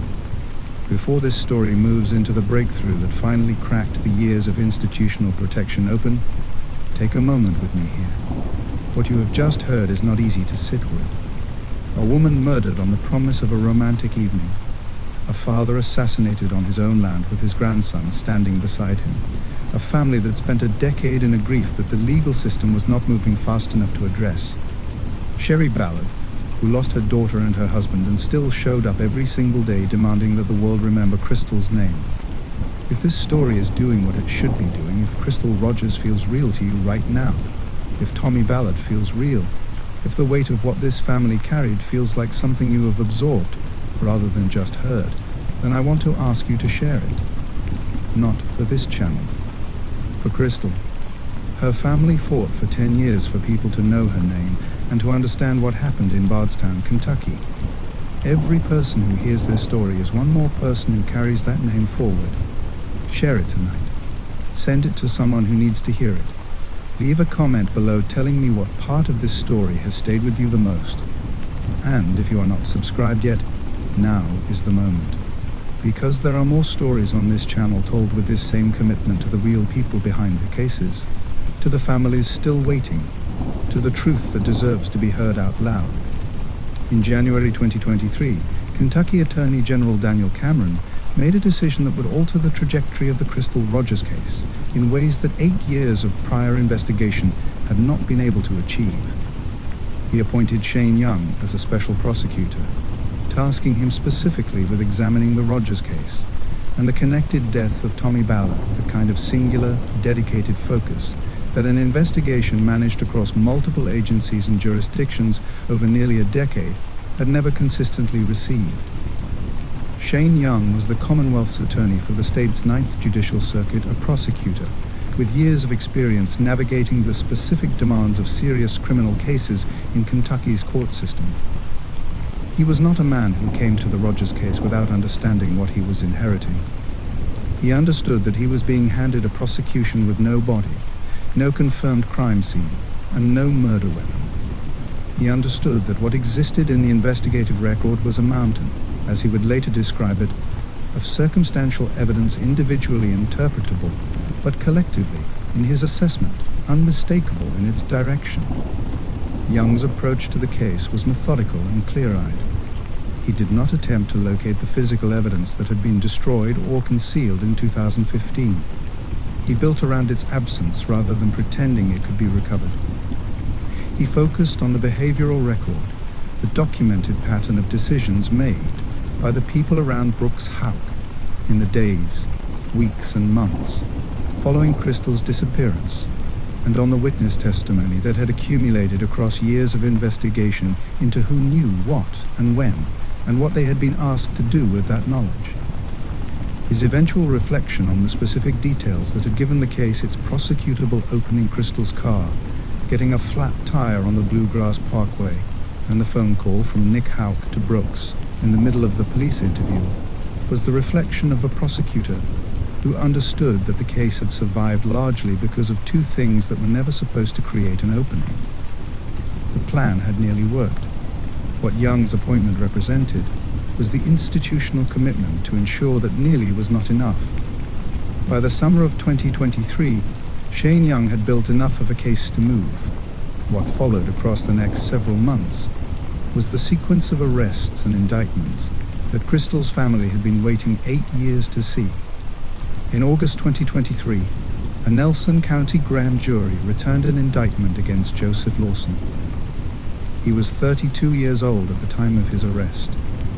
The charges against him were criminal conspiracy to commit murder and complicity in tampering with physical evidence, the language of a man who had not acted as the principal in the killing, but, who had participated in the conspiracy that produced it and in the subsequent effort to eliminate the physical record of what had happened. Joseph Lawson pleaded not guilty. He was held on a substantial bond. His arrest was the first confirmation, in the formal language of the legal system, that what had happened to Crystal Rogers was not the act of a single person operating alone. 20 days later, on September 27, 2023, FBI agents and Kentucky State Police arrested Brooks Houck. The arrest was made without incident, a phrase that carries its own weight when applied to a man who had spent 8 years presenting himself publicly as someone who had nothing to fear from law enforcement. He was charged with murder and tampering with physical evidence, with the indictment indicating that Crystal Rogers had been killed on July 3rd or July 4th, 2015. The arraignment was held on October 5th, 2023, in Nelson Circuit Court. Prosecutor Shane Young requested a bond of $10 million, a figure that communicated the severity of what the state was prepared to argue. At the arraignment, Young disclosed a detail that had not previously been made public. Investigators had recovered a gun that had been sold by Nick Houck under an assumed name, a weapon that forensic examination identified as a potential match for the firearm used to kill Tommy Ballard. The connection between Crystal's murder and her father's assassination was now not merely a matter of investigative theory. It was part of a formal criminal proceeding. In December 2023, Steve Lawson was arrested and indicted on charges of conspiracy to commit murder and tampering with physical evidence. His arrest completed the set of 3 men whom prosecutors had identified as the core of the conspiracy. All 3 pleaded not guilty. In the same month, Crystal's family filed a civil wrongful death lawsuit against Brooks Houck. The lawsuit was a parallel mechanism of accountability, a civil action that could proceed alongside the criminal prosecution, and that gave the Ballard family a formal legal standing in the proceedings that were now, finally, underway. For Sherry Ballard, who had filed a missing persons report 8.5 years earlier and had never stopped pushing from that day forward, the filings of December 2023 were not a moment of triumph. They were the beginning of a process that still had to run its full course before anything resembling resolution could be claimed. Tommy Ballard did not survive to see Brooks Houck arrested. He did not survive to sit in a courtroom and watch the man he had spent his final years publicly accusing be led in front of a judge. He did not survive to hear the word guilty spoken in connection with the death of his daughter. He was killed because he refused to stop speaking, and that fact carries a lesson that is worth sitting with in full, rather than acknowledging briefly and moving past. There is a particular kind of courage that does not announce itself as courage while it is being exercised. It does not look heroic from the inside. It looks like a grieving father posting on Facebook about a car. It looks like a man organizing search parties on weekends when he could have stayed home. It looks like showing up to every available public forum and saying the name of the person he believed was responsible, over and over, without the protection of a badge or a law license or a federal investigative mandate. It looks, from the outside, like stubbornness, like a man who cannot let something go. What it actually is, in cases like this one, is the mechanism by which justice eventually becomes possible. Tommy Ballard's public visibility kept Crystal's name in circulation during the years when the official investigation was producing nothing that could be brought into a courtroom. His Facebook post about the white Buick kept a specific piece of evidence in the public conversation. His willingness to name suspects publicly kept pressure on an investigation that might otherwise have been allowed to quietly deprioritize itself. He was doing, without institutional power, what institutions are supposed to do and had not yet managed. The people who silenced him understood this. The precision of what happened on November 19, 2016, a single shot on private land, with a child as the only witness, from a position that gave Tommy no opportunity to respond, was not the work of people who acted impulsively. It was the work of people who had calculated that Tommy Ballard, alive and speaking, was a more serious long-term threat than the risk of killing him. They were not wrong about the threat he posed. They were wrong about what killing him would accomplish, because Tommy's death did not quiet the case. It amplified it. It added a second homicide to an investigation that was already drawing federal attention. It gave Sherry Ballard an additional dimension of loss that she carried into every public appearance and every press interview and every court proceeding that followed. And it told investigators something about the people they were looking at that no amount of careful, controlled behavior could have communicated as clearly. When you silence someone for speaking the truth, you do not erase the truth. You simply confirm that you knew it was dangerous. Tommy Ballard knew what he was doing. He knew the risk. He did it anyway. And the next time you find yourself in a situation where speaking the truth about a powerful person feels like more exposure than you are prepared to accept, remember what a man with no institutional protection whatsoever was willing to do with nothing but his voice and his grief and his refusal to go quiet. That is not a small thing. That is everything. By the time the Crystal Rogers case reached a courtroom in 2025, 10 years had passed since Sherry Ballard walked into the Nelson County Sheriff's Office and filed a missing persons report for her daughter. 10 years since the Chevrolet Impala had been found on the shoulder of the Bluegrass Parkway with everything inside it except the woman it belonged to. 10 years since Brooks Houck had sat across from investigators, answered questions in the careful, vague manner of a man who had rehearsed his geography of disclosure and then stood up and walked out when his brother called. A decade of grief, of sustained public pressure, of FBI searches and federal involvement, and a special prosecutor appointment, and 3 separate arrests. All of it was now concentrated into a set of courtroom proceedings that would determine whether the legal system could deliver what the evidence, to so many people for so long, had appeared to plainly demand. The decision to change the venue of the joint Houck and Joseph Lawson trial from Nelson County to Warren County in Bowling Green was a standard legal precaution in a case that had saturated local media for 10 years. Any jury pool drawn from Nelson County in 2025 would have been immersed in the coverage of this case for the entirety of the preceding decade. The move to Warren County was designed to find jurors who could evaluate the evidence on its merits rather than through the accumulated weight of everything Bardstown had been living with since July 2015.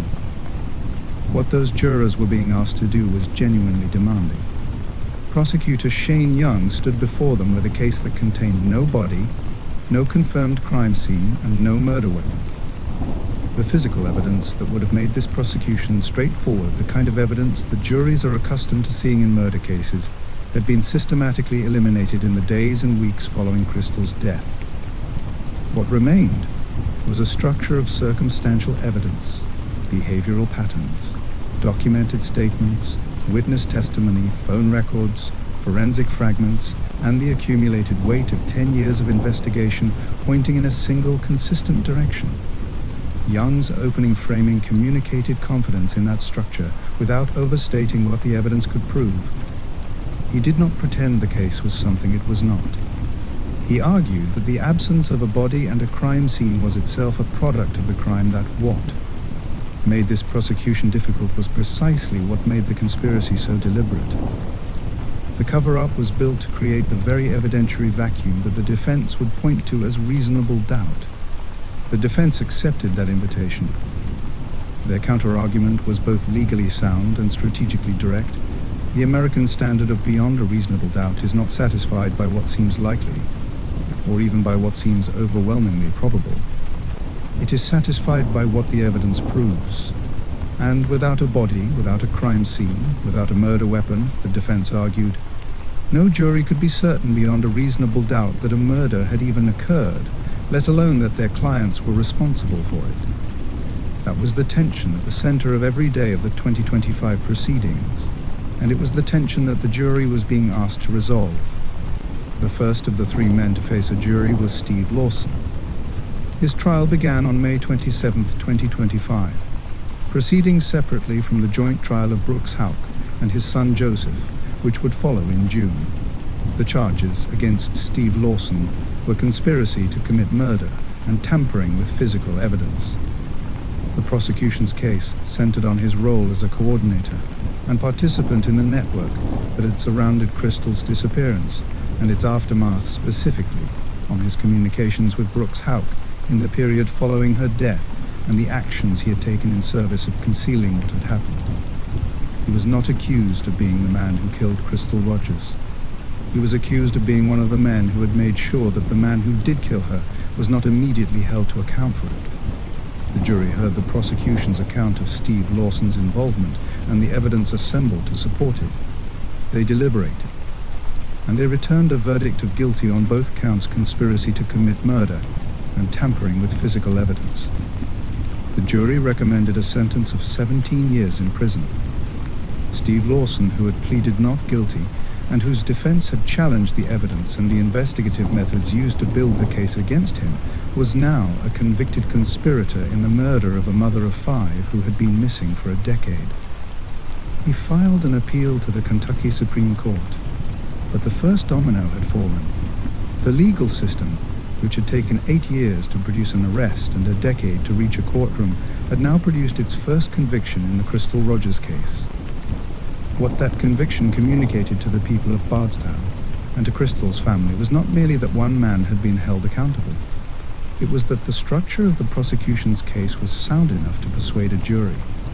The foundation had been tested and had held. The next trial was 6 weeks away. For Steve Lawson, the verdict was a beginning rather than an ending. His sentencing hearing was scheduled for August 6, 2025, a date that would arrive after the outcomes of the second trial were already known. In that sense, the timing of the proceedings placed Steve Lawson's formal punishment within the broader context of everything that followed, allowing the sentencing to carry the accumulated weight of all 3 convictions rather than standing alone. His 17-year sentence was confirmed at that August hearing, and the process that would bring the remaining 2 defendants before a jury was already underway. The joint trial of Brooks Houck and Joseph Lawson opened on June 24, 2025, in Warren County. It ran for 9 days. It was the most closely watched criminal proceeding in Kentucky in years, and it was built on a foundation that the prosecution had spent nearly a decade assembling from materials that had been deliberately made as scarce as possible. Shane Young presented the evidence in the structured, cumulative manner that a circumstantial case demands, not as a single decisive blow, but as a sequence of individually significant facts whose collective direction was, he argued, impossible to read as anything other than proof of guilt. The phone records, the documented communications between the conspirators in the period surrounding Crystal's death, the testimony of Ashley Nally about the arguments, the custody fears, and Brooks Houck's unwillingness to accept the financial and personal consequences of the relationship ending. The account of the 2 coon hunters who had seen a vehicle parked on a remote road near the Houck farm at 10:30 on the night of July 3, 2015. The hair recovered from a vehicle in the Houck family's possession that matched Crystal Rogers' profile. The digital forensic evidence that placed specific devices in specific locations at specific times. And Charlie Girdley. Charlie Girdley was among the most consequential witnesses the prosecution called. His testimony connected the conspiracy to its operational dimensions in ways that other evidence could gesture toward, but not directly establish. He had given law enforcement a story that changed at least 5 times across the course of multiple interviews.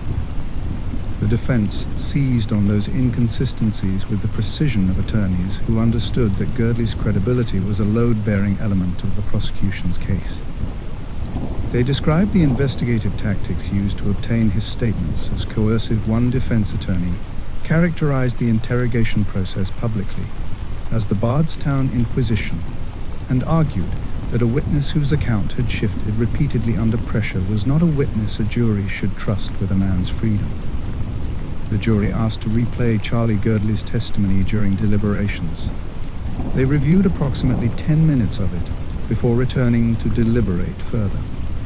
The specific request told the prosecution something valuable about how carefully the jury was examining the evidence, and it told the defense something uncomfortable about which witness the jury had decided mattered most. The jury also asked a set of questions during deliberations that communicated the precise nature of their thinking about the physical dimensions of the case. They asked how rain and snow affect trace evidence. They were told that DNA can deteriorate significantly under sustained exposure to the elements. They asked how fire affects blood trace evidence. They were told that teeth can survive even extreme heat. The questions, taken together, pointed toward a jury that was not confused about the absence of physical evidence. They were working through the forensic mechanics of why that absence existed, asking the questions that a deliberating body asks when it is trying to understand not whether something happened, but why the evidence of it was so difficult to find. The defense called 6 witnesses across 2 days before resting its case. Brooks Houck's sister, Rhonda McIlvoy, testified about what the years of public accusation had cost her family: the speculation, the community suspicion, the characterization of the Houcks as people who had done something monstrous. She described her family as a middle-class household that had done the right thing throughout their lives. The defense's closing argument returned to the evidentiary bedrock: no body, no crime scene, no murder weapon. Without those anchors, they argued, the burden of proof had not been met. The jury had been given a theory, not a proof. And a theory, however compelling, is not the standard. The jury received the case and began deliberating. The jury deliberated for approximately 4 hours, in the context of a 9-day trial built on a decade of investigation concerning the disappearance and presumed murder of a woman who had been missing since July 2015. 4 hours is not a long time. It is the kind of deliberation period that communicates something about how the jury experienced the evidence, not as a genuinely close question requiring extended debate, but as a question whose answer, once the final arguments were heard and the jury room door closed, resolved itself with more speed than the years of waiting that preceded it might have suggested was possible. On July 8, 2025, 10 years, and 5 days after Crystal Rogers was reported missing by her mother, the jury returned to the courtroom with its verdict. Brooks Houck was found guilty of murder as either principal or accomplice, and guilty of tampering with physical evidence. The specific form of the murder verdict reflected a legal reality that the prosecution had acknowledged openly. The evidence established that Houck was guilty of Crystal's murder, but could not determine with absolute certainty whether he had personally carried out the killing or had directed others to do so. The jury was not confused by this. Kentucky law provides for conviction on either basis. They found him guilty on both possible foundations simultaneously, which communicated that their conclusion about his responsibility was not limited to one specific theory of his role. Joseph Lawson was found guilty of conspiracy to commit murder and tampering with physical evidence. The jury recommended that Brooks Houck serve a life sentence with an additional 5 years for the tampering charge. They recommended that Joseph Lawson serve the maximum available sentence of 25 years.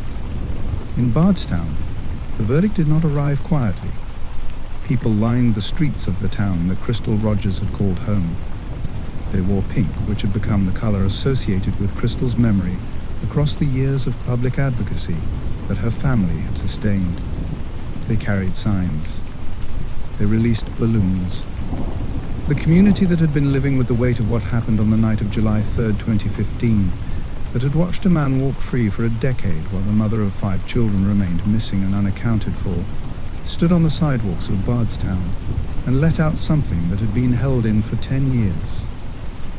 It did not look like celebration in the ordinary sense. It looked like a community exhaling, like people who had been told for a decade to wait, finally being told that the waiting was over, and choosing to mark that moment together, in public, in the color of a woman they had never stopped carrying with them. For Sherry Ballard, who had filed the missing persons report that started everything, and had not stopped moving since that morning in July 2015, the verdict was not the end of anything. It was the formal confirmation of what she had known from the first days of Crystal's absence, and had said publicly for years, despite everything it had cost her to keep saying it. The verdicts were read. The jury was thanked. The courtroom began the process of transitioning toward the next phase, and Sherry Ballard, who had buried her husband and searched for her daughter, and stood in every available public space demanding that the world pay attention, moved towards sentencing with the particular determination of a woman who understood that the words still to be spoken in that courtroom were not yet finished. On September 17, 2025, in a Nelson County courtroom, Nelson Circuit Judge Charles Sims III formally sentenced the two men whose jury had returned guilty verdicts on July 8th. Brooks Houck received a sentence of life in prison. The jury had recommended life, plus an additional 5 years for the tampering charge. But Judge Sims indicated that the additional years were not permissible under Kentucky law as written. Crystal's family had requested something more severe life, without the possibility of parole, a request the judge acknowledged with the seriousness it deserved, before noting that Kentucky law did not permit it in these circumstances. Houck will be eligible for parole after serving 85% of his sentence. That mathematical reality did not sit easily with the people in that courtroom, who had waited a decade for this moment, but it was the boundary the law drew, and Judge Sims operated within it.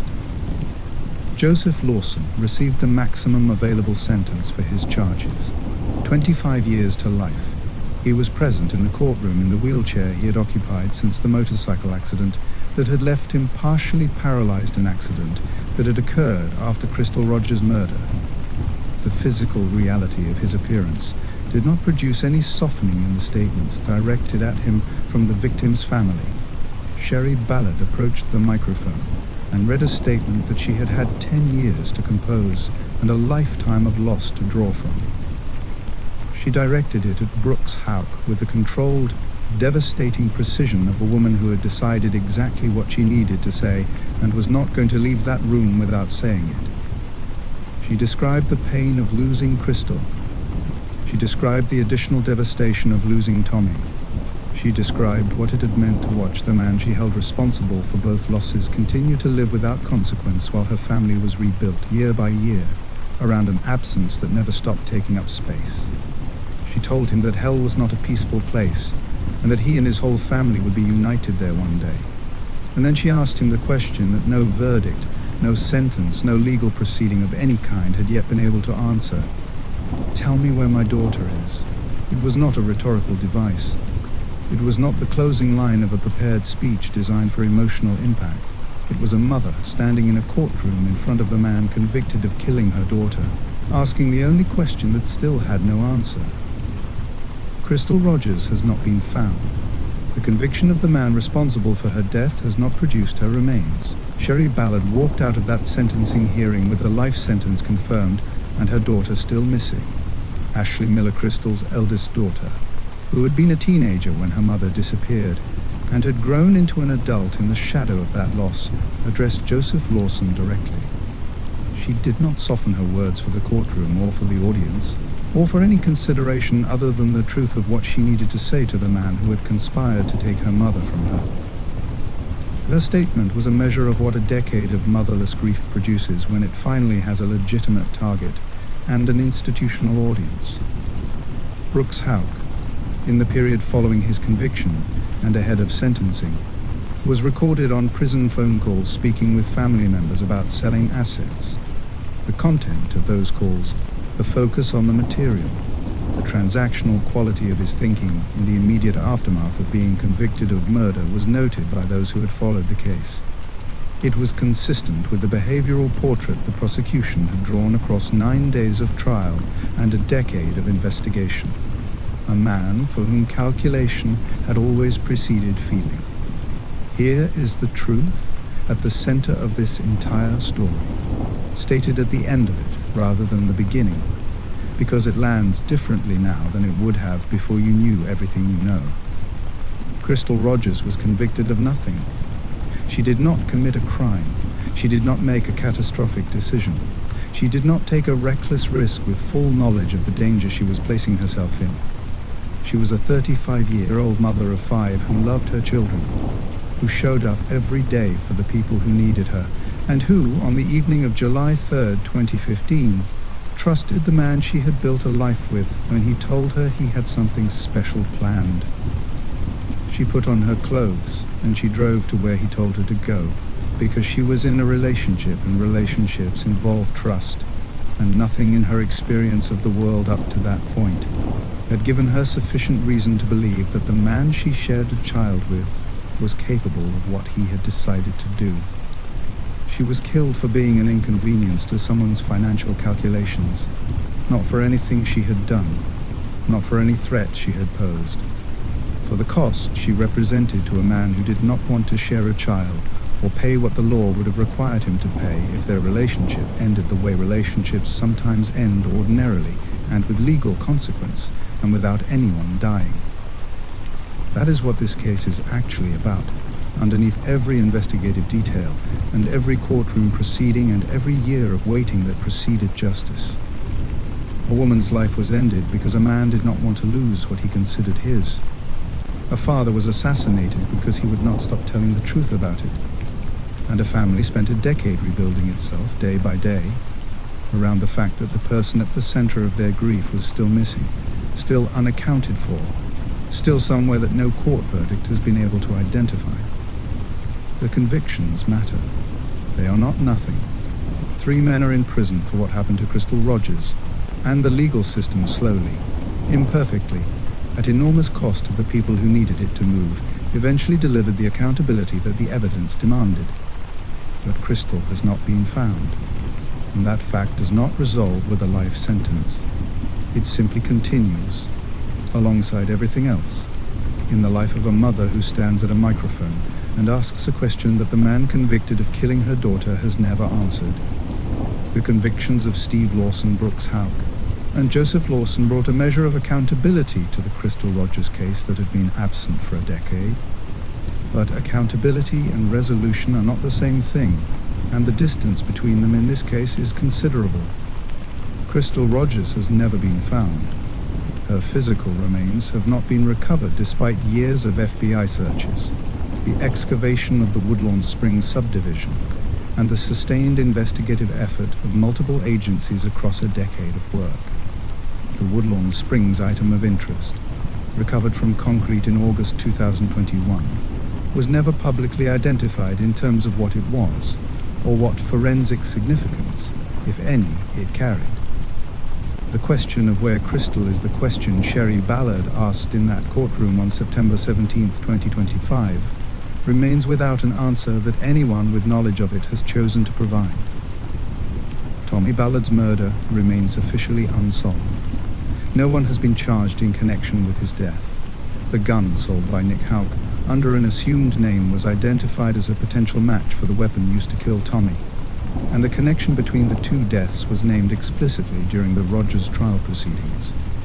But naming a connection and filing a charge are different things, and as of the conclusion of the 2025 sentencing, the investigation into who assassinated Crystal's father on his own land in November 2016 had not produced a prosecution. Nick Houck and Rosemary Houck were named as unindicted co-conspirators during both the Rogers trials. Prosecutors described their roles across multiple days of testimony and in documents unsealed following the verdicts. The allegation that Rosemary had been involved in planning Crystal's death before July 3, 2015, was formally presented to the court. Nick's communications, movements, and actions in the periods surrounding the disappearance were laid out in the prosecution's narrative with a specificity that left little ambiguity about what prosecutors believed he had done. Neither of them has been charged with any crime connected to Crystal Rogers or to Tommy Ballard. Whether charges against them will be pursued remains an open question that Crystal's family is watching with the same sustained attention they have applied to every development in this case since 2015. And then there is Eli, the child who was 2 years old when his mother disappeared and who grew up in the 10 years that followed without her. He is a teenager now. His father is in prison for life, convicted of his mother's murder. His mother has never been found. After Houck's arrest in 2023, Eli went to live with his aunt, Rhonda Mack Ilvoy. In the week of the September 2025 sentencing, a judge formally granted Rhonda Mack Ilvoy permanent custody. A child who has never had the ordinary experience of being defined by something other than the most devastating criminal case in his county's recent history, is growing up in the aftermath of decisions made by adults who were supposed to protect him. We are near the end of this story tonight, and before the final words of it are spoken, I want to ask you to do something that matters beyond this channel and beyond this video. Crystal Rogers' family fought for 10 years. Sherry Ballard woke up every morning without her daughter and still showed up. She spoke to journalists. She cooperated with documentarians. She appeared in courtrooms. She stood at a microphone in September 2025 and said the words that no mother should ever have to say to the man who took her child. She has not stopped. She will not stop until the last unanswered question in this case has been answered. The least that the rest of us can do is make sure that Crystal's name keeps traveling. Share this story tonight. Send it to someone who needs to hear it. Post it in the spaces where you gather with the people you care about. Every person who hears the name Crystal Rogers is one more person who carries it forward, one more person who understands what happened in Bardstown, Kentucky, and why it matters beyond the borders of that small town. If you are not yet subscribed to this channel, this is the moment. Every story here is told with this same commitment to the real people behind the cases. And if something in this story moved you tonight, if a particular moment landed somewhere that you are still sitting with, leave it in the cost. I read every single one. And tonight, I want to know what you are carrying with you as this story ends. This story has carried a thread of lessons through every section, and it is time, at the end of it, to pull that thread fully into view. The lesson is not simply about dangerous relationships, though the danger of loving someone who has more to lose from that love than you do is real and documented and present in this story with devastating clarity. The lesson is not simply about trusting your instincts, though Crystal's family's instincts about Brooks Houck were correct from the very first days of her disappearance and were dismissed for years by a system that required proof before it would act on what the people closest to the situation already understood. The full lesson is about what communities owe the people inside them who are being failed by power. Bardstown is not unique. Every community of its size and character has the same architecture of local power, the family names that carry weight, the business owners who employ people, the brothers with badges, the mothers who answer phones on different devices during the weeks when something terrible is being planned and executed. Every community has people who know things they have decided not to share, and other people who are waiting for those decisions to change, and families who are living inside the gap between what is known and what can be proven, while the people responsible for that gap continue to operate freely. What changed in the Crystal Rogers case was not a single forensic breakthrough or a single courageous witness acting alone. What changed was the accumulation of pressure from enough directions, simultaneously that the architecture of protection began to crack. Sherry Ballard refusing to stop speaking, Tommy Ballard refusing to go quiet, at the cost of his life. A new sheriff committed to resolution, the FBI bringing federal weight to a county case, a special prosecutor given the specific mandate of looking at this with fresh eyes, and witnesses, one by one, deciding that what they carried was no longer something they were willing to carry quietly. That accumulation is available to every community. It does not require a federal agency or a special prosecutor to begin. It requires ordinary people deciding, individually, that a particular silence has gone on long enough, that the comfort of the powerful is not a sufficient reason to keep protecting it, that the woman who is missing deserves the same energy and institutional commitment that her disappearance gave to the people who wanted her gone. Crystal Rogers deserved all of that from the beginning. She got it, eventually, after a decade. The lesson worth carrying from her story is that eventually is a cost measured in years of grief, in a father buried in a field, in 5 children growing up without their mother, in a woman still unfound.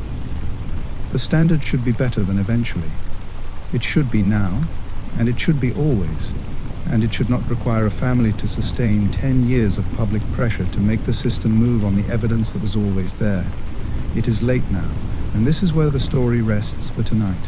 Not ends, rests, because the story of Crystal Rogers does not have an ending yet, and it would not be honest to give it one. 3 men are in prison. Brooks Houck will spend the foreseeable future of his life behind bars for the murder of a woman he was supposed to love. Steve Lawson is serving 17 years. Joseph Lawson is serving 25. The legal system, after 10 years of accumulation and pressure and sustained refusal to accept that justice was impossible, did the thing it is built to do. And Crystal Maria Rogers, born April 4th, 1980, in Bardstown, Nelson County, Kentucky, mother of Ashley, Nathan, Gavin, Megan, and Eli, has still not been found. She is still out there somewhere in Nelson County, in a location that only the people who put her there can identify, in a place that no search has yet been able to reach. Her mother is still asking. Her children are still waiting. The question that Sherry Ballard carried to a microphone on September 17, 2025, "Tell me where my daughter is still hanging in the air of a courtroom that has since been emptied, answered by no one who had the power to answer it. Tommy Ballard's killer has not been charged. Nick and Rosemary Houck have not been charged. The full accounting for what happened in Bardstown in the summer of 2015 and in the autumn of 2016 is not yet complete. There are people who know things. There are answers that exist somewhere in the silence of people who have chosen, so far, to keep them. And Sherry Ballard is still standing, which means the pressure that sustained this case for a decade has not been extinguished by the verdicts. It has simply found a new direction. Tonight, before you close your eyes, carry Crystal with you for a moment. Not as a case, not as a headline or a documentary subject or a name attached to a legal proceeding. As the woman she was, the mother who showed up, the daughter who was raised with love and who passed that love down. The 35-year-old woman who got ready on the evening of July 3rd, 2015, hopeful about what the night was going to bring her. She deserves so much better than what that night became. Remember her name. Say it when you have the opportunity. And if you ever find yourself in a position where speaking the truth about a powerful person feels like more than you are prepared to risk, remember what it cost the people in this story to stay silent and what it cost the ones who refused to. If you're stepping into our community for the first time, I'm truly glad you're here. Thank you for joining us.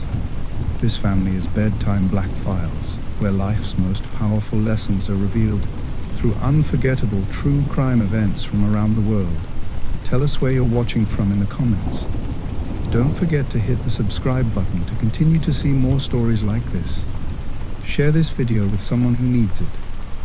Your support helps our family grow, connect, and keep these powerful stories alive. Good night, and thank you for spending this night with the Crystal Rogers case. See you on next one.